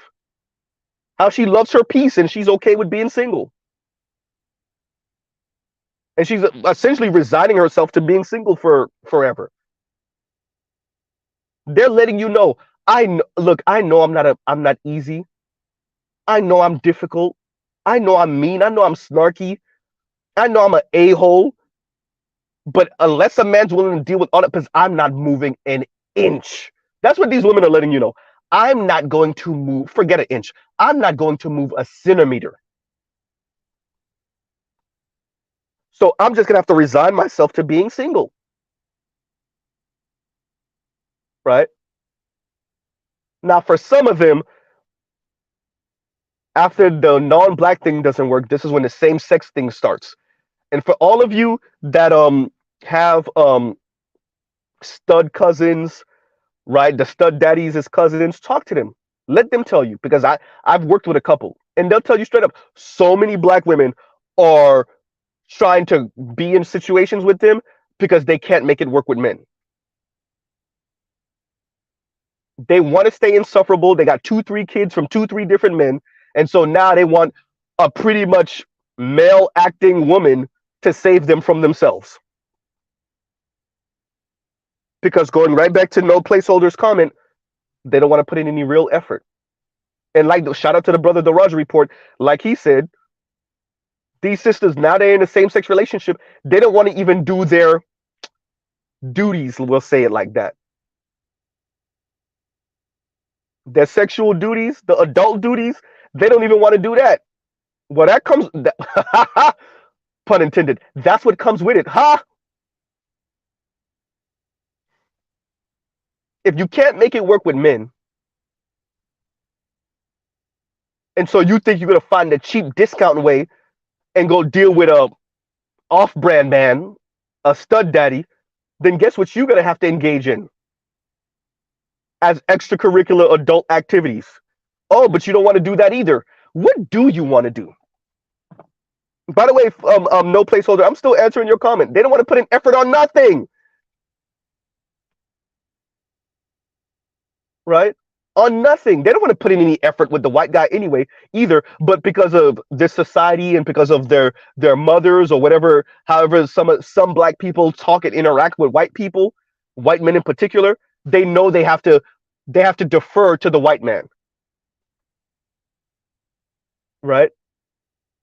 But as we see more and more from different clips, they be being snarky with the white dudes sometimes too, being aggressive with the white guys sometimes also. What did BGS say? Eventually, that mask is gonna fall with the white guy too. They talking about, oh, our divorce rate is so low with the white guy. Yeah, for the money. Because y'all the ones who filed for divorce. You're not gonna divorce him because of the money. And that's for the white guys that actually have the money, right?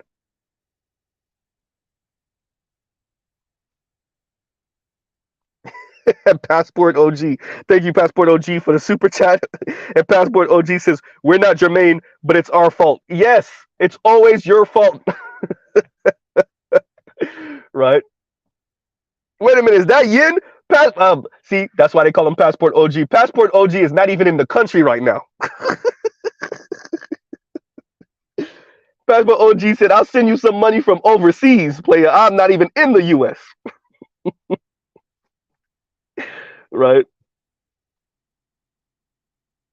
But yeah, so it really is I think that's the yin, right? That's the mark for the yin.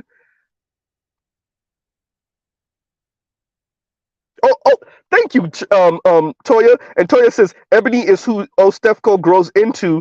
They're literally two of the same. That's another one. How did I forget Ostefko part of this conversation too? Ostefko clapping it up for the video with that Mahogany Pink made defecating on black men. Ostefko is dated outside of her race. She advocates for younger black women not to be loyal to black men. She says she likes when she sees so many of these young black women in a relationship with non-black dudes. It was more difficult when she was younger, right?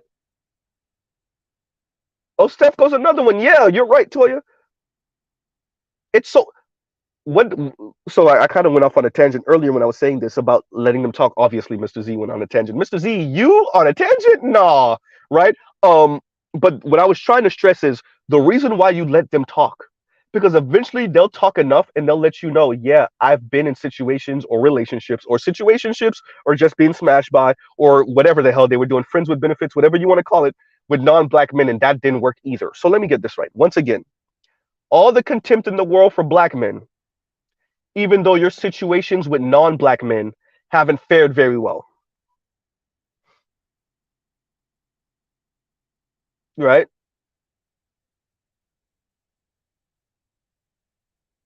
It hasn't. So let me get this right. Black men ain't ish. I'm gonna go find me a non-black man.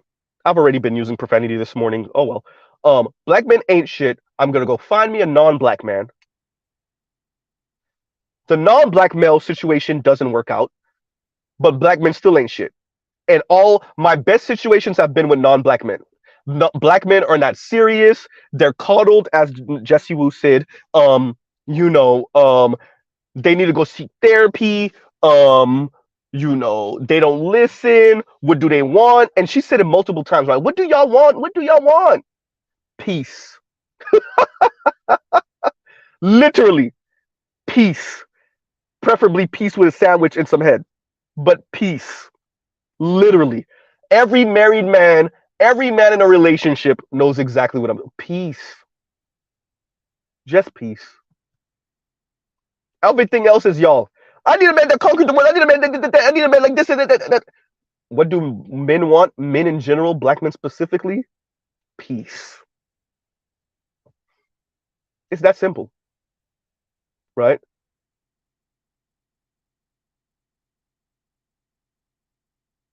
Yeah. Just peace. Patrice O'Neill told y'all that years ago before he passed. Just peace. Right? So yeah, Passport OG, Passport, we're not Jerome, but it's our fault. Of course it's our fault. And like I said, let them talk long enough. Black men ain't shit. Black men don't build. Black men are lazy. Black men are coddled. Meanwhile, I've been in situations with non-black men and it didn't work either. Well,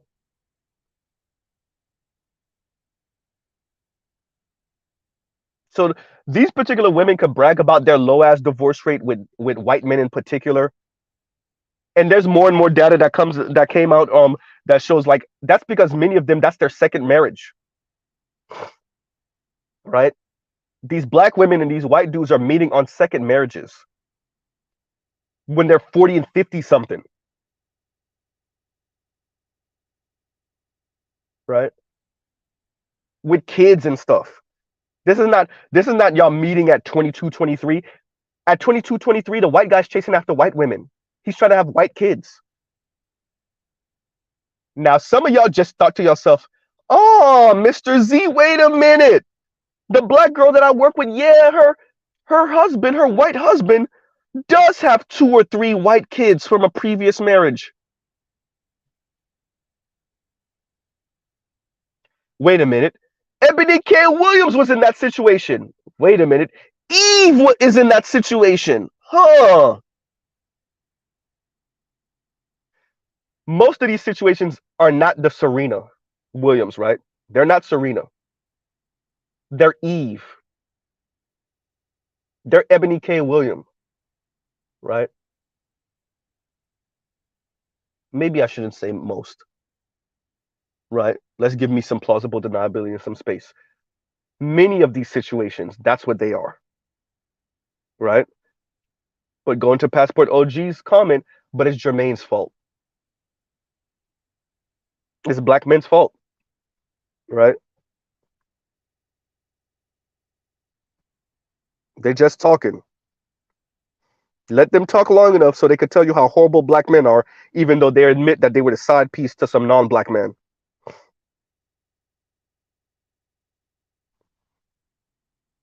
Right?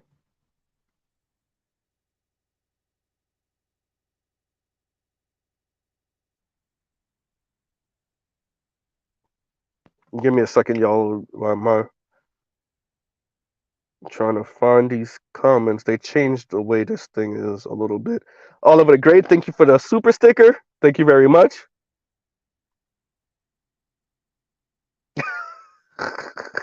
And Trail Billy said, I ain't with we niggas.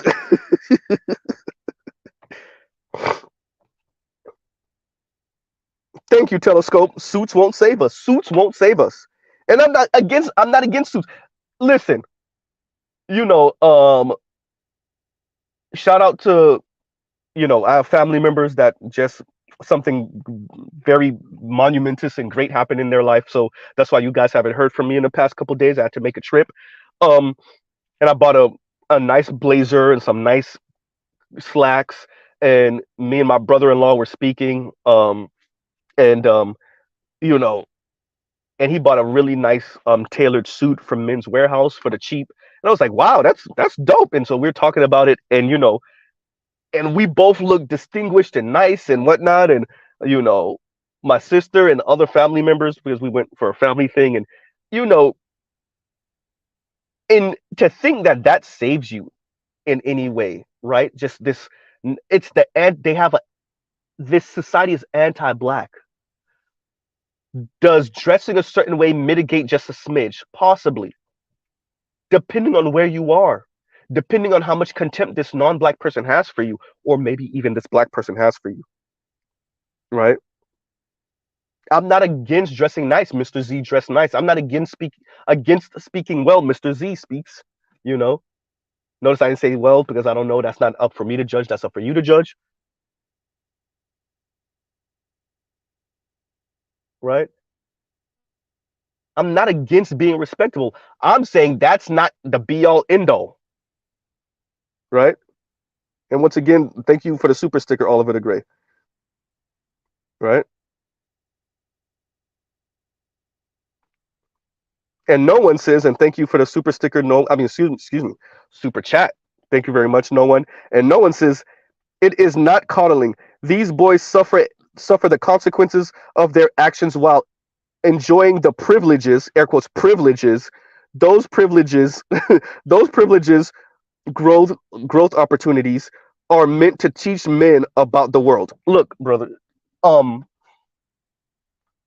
these the I would say it like this: the Jesse Woos of the world, they want our mothers and our fathers to stand on our neck. They actually want to see us mistreated to a certain extent. And it's funny because that's already what's happening. But they want to see that. That's what they want, right? When they say coddled, what they really mean is you're not being treated bad enough, rough enough, right?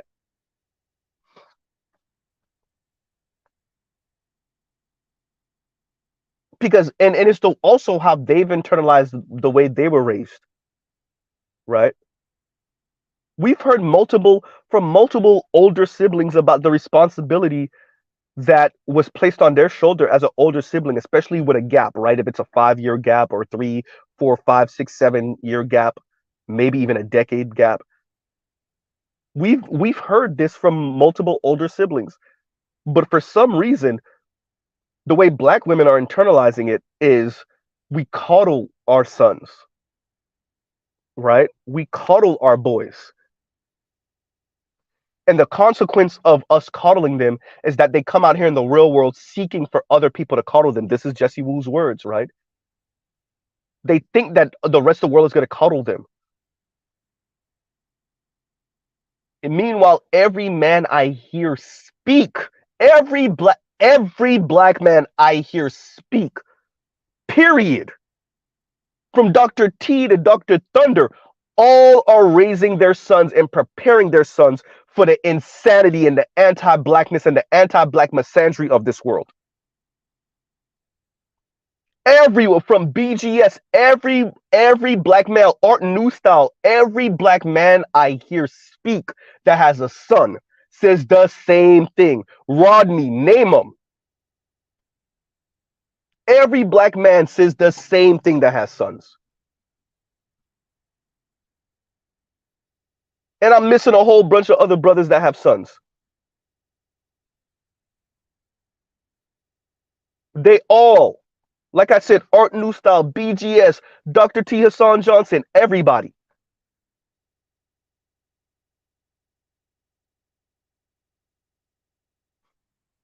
Rodney, name him.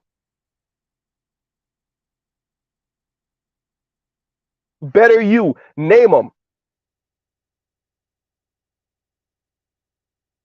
And yet she's talking about coddling. Coddling.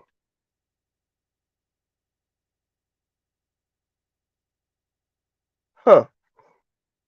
We coddle our sons too much because we're not standing on their neck. We not you know what? We're not raising them to care about every teeny tiny just smidge of an emotion that black women have. That's the problem.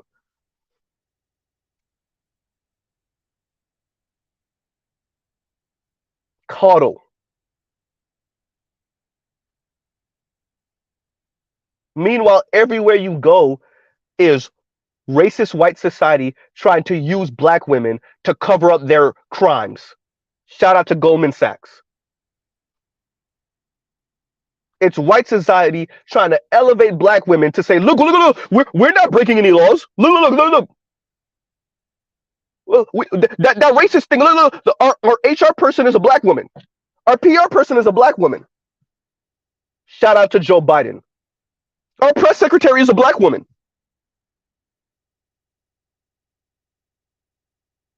Look at all the HR campaign, black women. But black men are being coddled. The Republican Party. Look, we're not racist. Look, Candace Owens. We're not racist and sexist. We don't have an issue with black women. Look, Candace Owens. But black men are being coddled.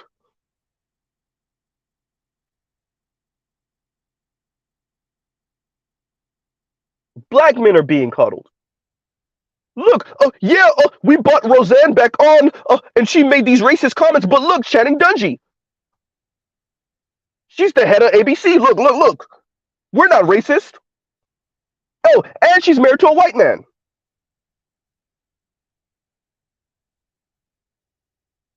But black men are being coddled.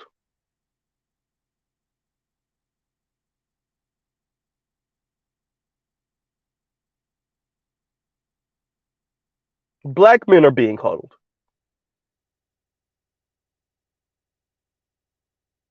Huh. Okay, yeah, that's it. Meanwhile, the Democratic Party. Black women are the backbone of the Democratic Party.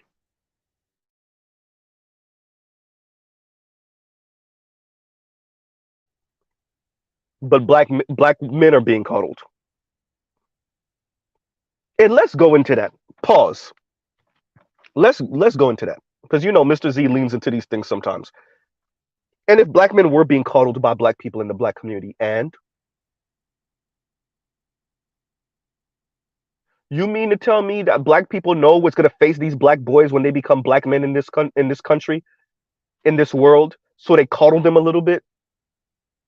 And that's a problem because okay, fine. Let's say they're being coddled, even though they're not. Let's say they are. And the problem is what now? Oh, you mean black women care too much about their sons? Shout out to you, Chrissy. Right?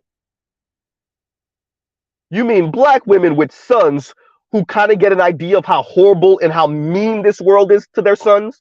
You mean like the woman who wrote an article speaking about how different the world treats her daughter than her son, and she never really understood how black men and boys are treated differently than black girls until she had a son and a daughter, and how harsh the world is to her son? You mean the mothers of sons and daughters realize how much harsher the world is to their son, so they coddle them a bit? Because you're jealous that the world treats you just a little bit nicer and a little bit softer, so your mom doesn't coddle you as much. Now you're angry at your brother and your mother, and you're jealous of your brother. Now you in the dating scene talking crap about black men because you mad at your mom.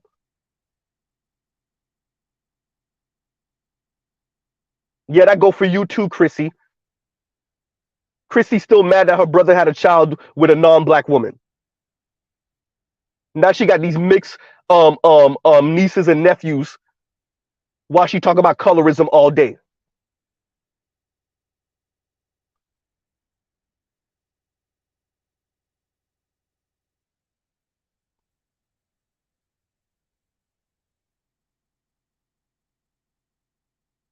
All that crap.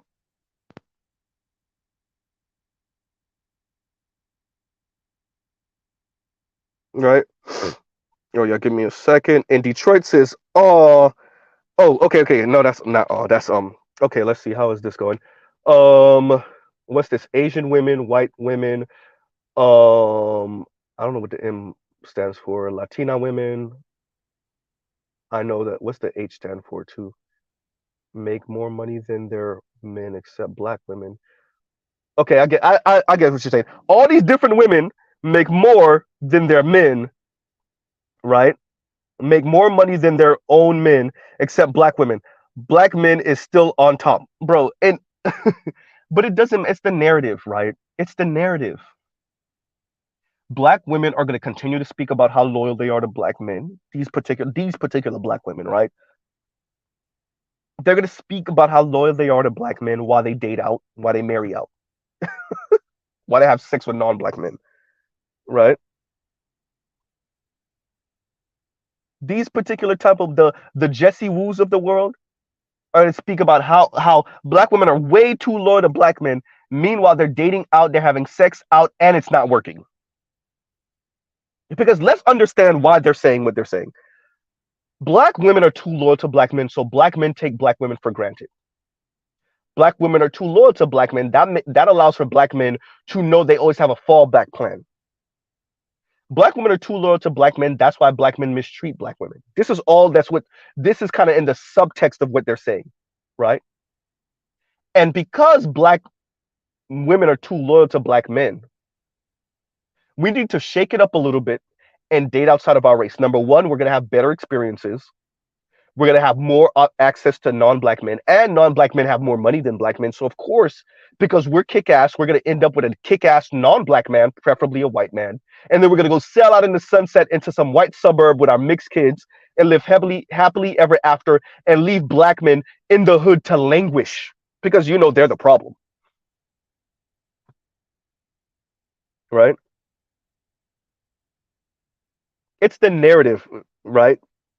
That's what I want to stress to you, Detroit. It doesn't. The facts don't matter. It doesn't matter that black men still start more businesses than black women. We have more employees than black women. We have better credit scores than black women. We earn more than black women still, right? We put in more hours at work than black women. None of that matters. Meanwhile, 1/3 of our population is convicted felons, and we still doing the heavy lifting. None of that matters. The narrative is that black men are wayward and lazy and shiftless and bums and juvenile and childlike. And because white society is still holding the crumb over black women's head, these particular black women will continue with the anti-black narratives because who's holding the crumb?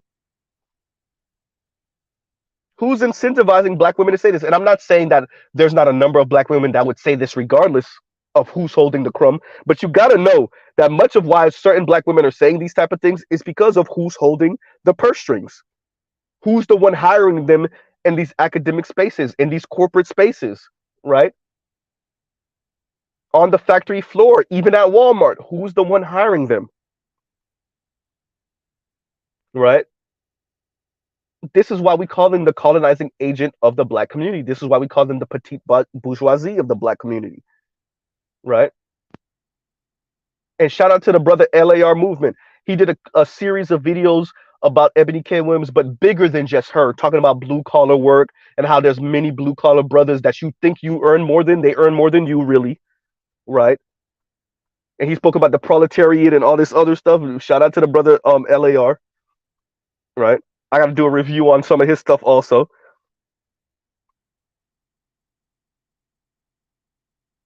Right?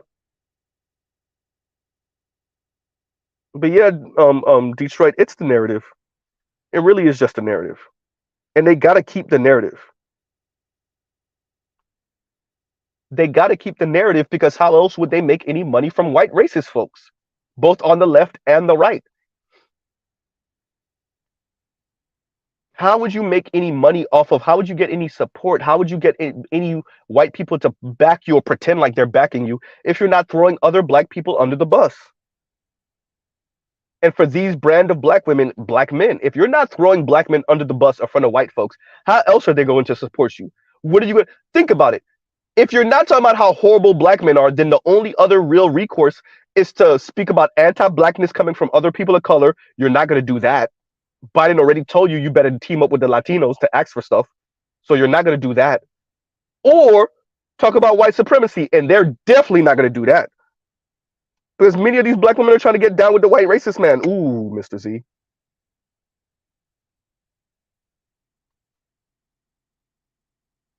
Right? Or you couch white supremacy the way Ebony K. Williams did in that very conservative white racist the racism of low expectations, right?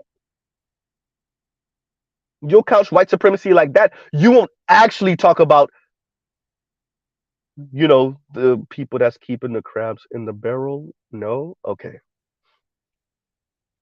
And you definitely, because I've only, who did I see do this? Jackie Lukeman. Jackie Lukeman did this on, what is the name of that white dude? He used to be on RT Network. He had long hair. Oh my God, what is his name? It's like probably in his mid to late 30s at this point. I forgot his name. But he had Jackie Lukeman on at one point, and he asked her like the difference between the black male vote and the black woman vote, or something like that, or how a lot of black men are. Oh no, he asked her about, I think, the Stacey Abrams comment, and Jackie Lukeman just handled that perfectly. She said it. She went directly to it. Look, they're trying to separate black men and black women, et cetera, et cetera, et cetera. You know who else did that? What is the name of the sister on Rising? She was on Rising, and I want to say Brianna Joy Gray, and I forgot the name of the white dude that's on now. They had a brother on, and they had the sister on, and the sister did the same thing. No, black men have the right to vote in whatever direction they want to vote in, and I'm not going to denigrate black men and blah blah blah. And that's how you handle it. You turn it right back to white people and be like, why y'all want me to talk crap about black men so bad? But the Jessie Woos of the world know they voluntarily, talk crap about black men. Or if they're asked something, they throw black men right under the bus. And I just gave y'all examples of black women that did it the right way. Right? They flip that right back around, right to the people asking them, and pretty much say, why y'all want us to talk about black men like crap so bad? Why y'all want us to throw them under the bus so bad? Damn, if somebody could get, and that sister name was really simple too. What was the name of that? She was on Rising, and they were, I want to say it was Stacey Abrams they were talking about. If not the Democrat, were they talking about the Democratic Party or Biden? I want to say it was Stacey Abrams, but it could have not been. And she was on there with a brother too, and she did most of the talking. The brother spoke also, but I can't remember. Right?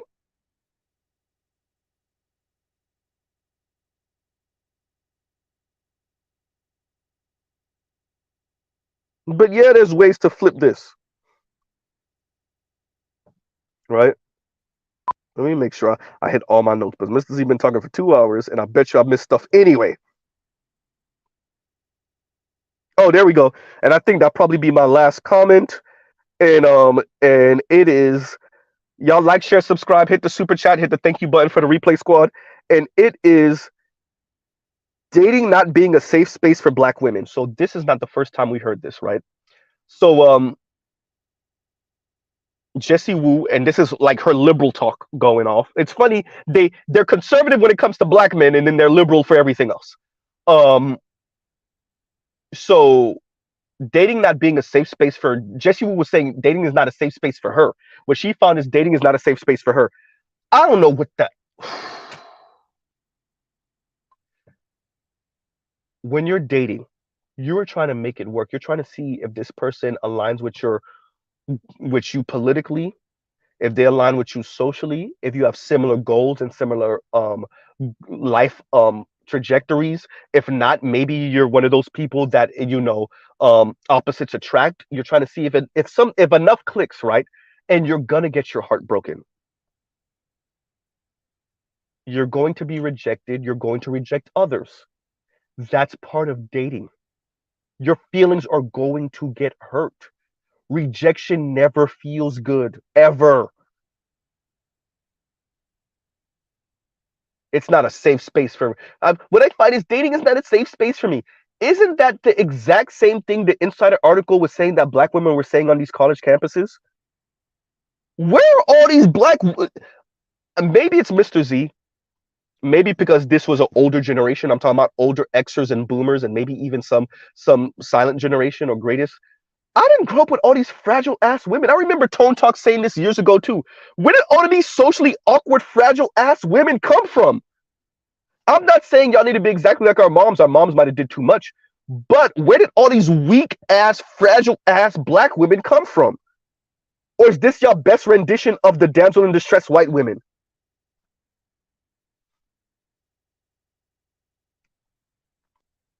Thank you, Indigo Flow. There is no guarantees in dating. Like Obsidian said, there's no like social welfare. There's no socialism in dating. It doesn't, and nor will it ever exist. Listen, ever.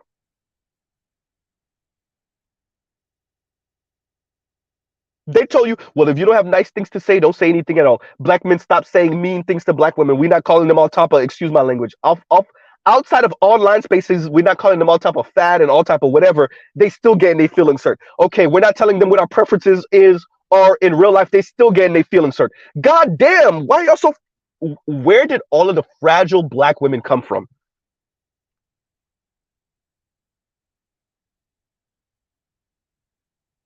Just little and they call us weak. They call us soft. Dating is not dating is not a safe space for me. I don't find any safe spaces in dating. What?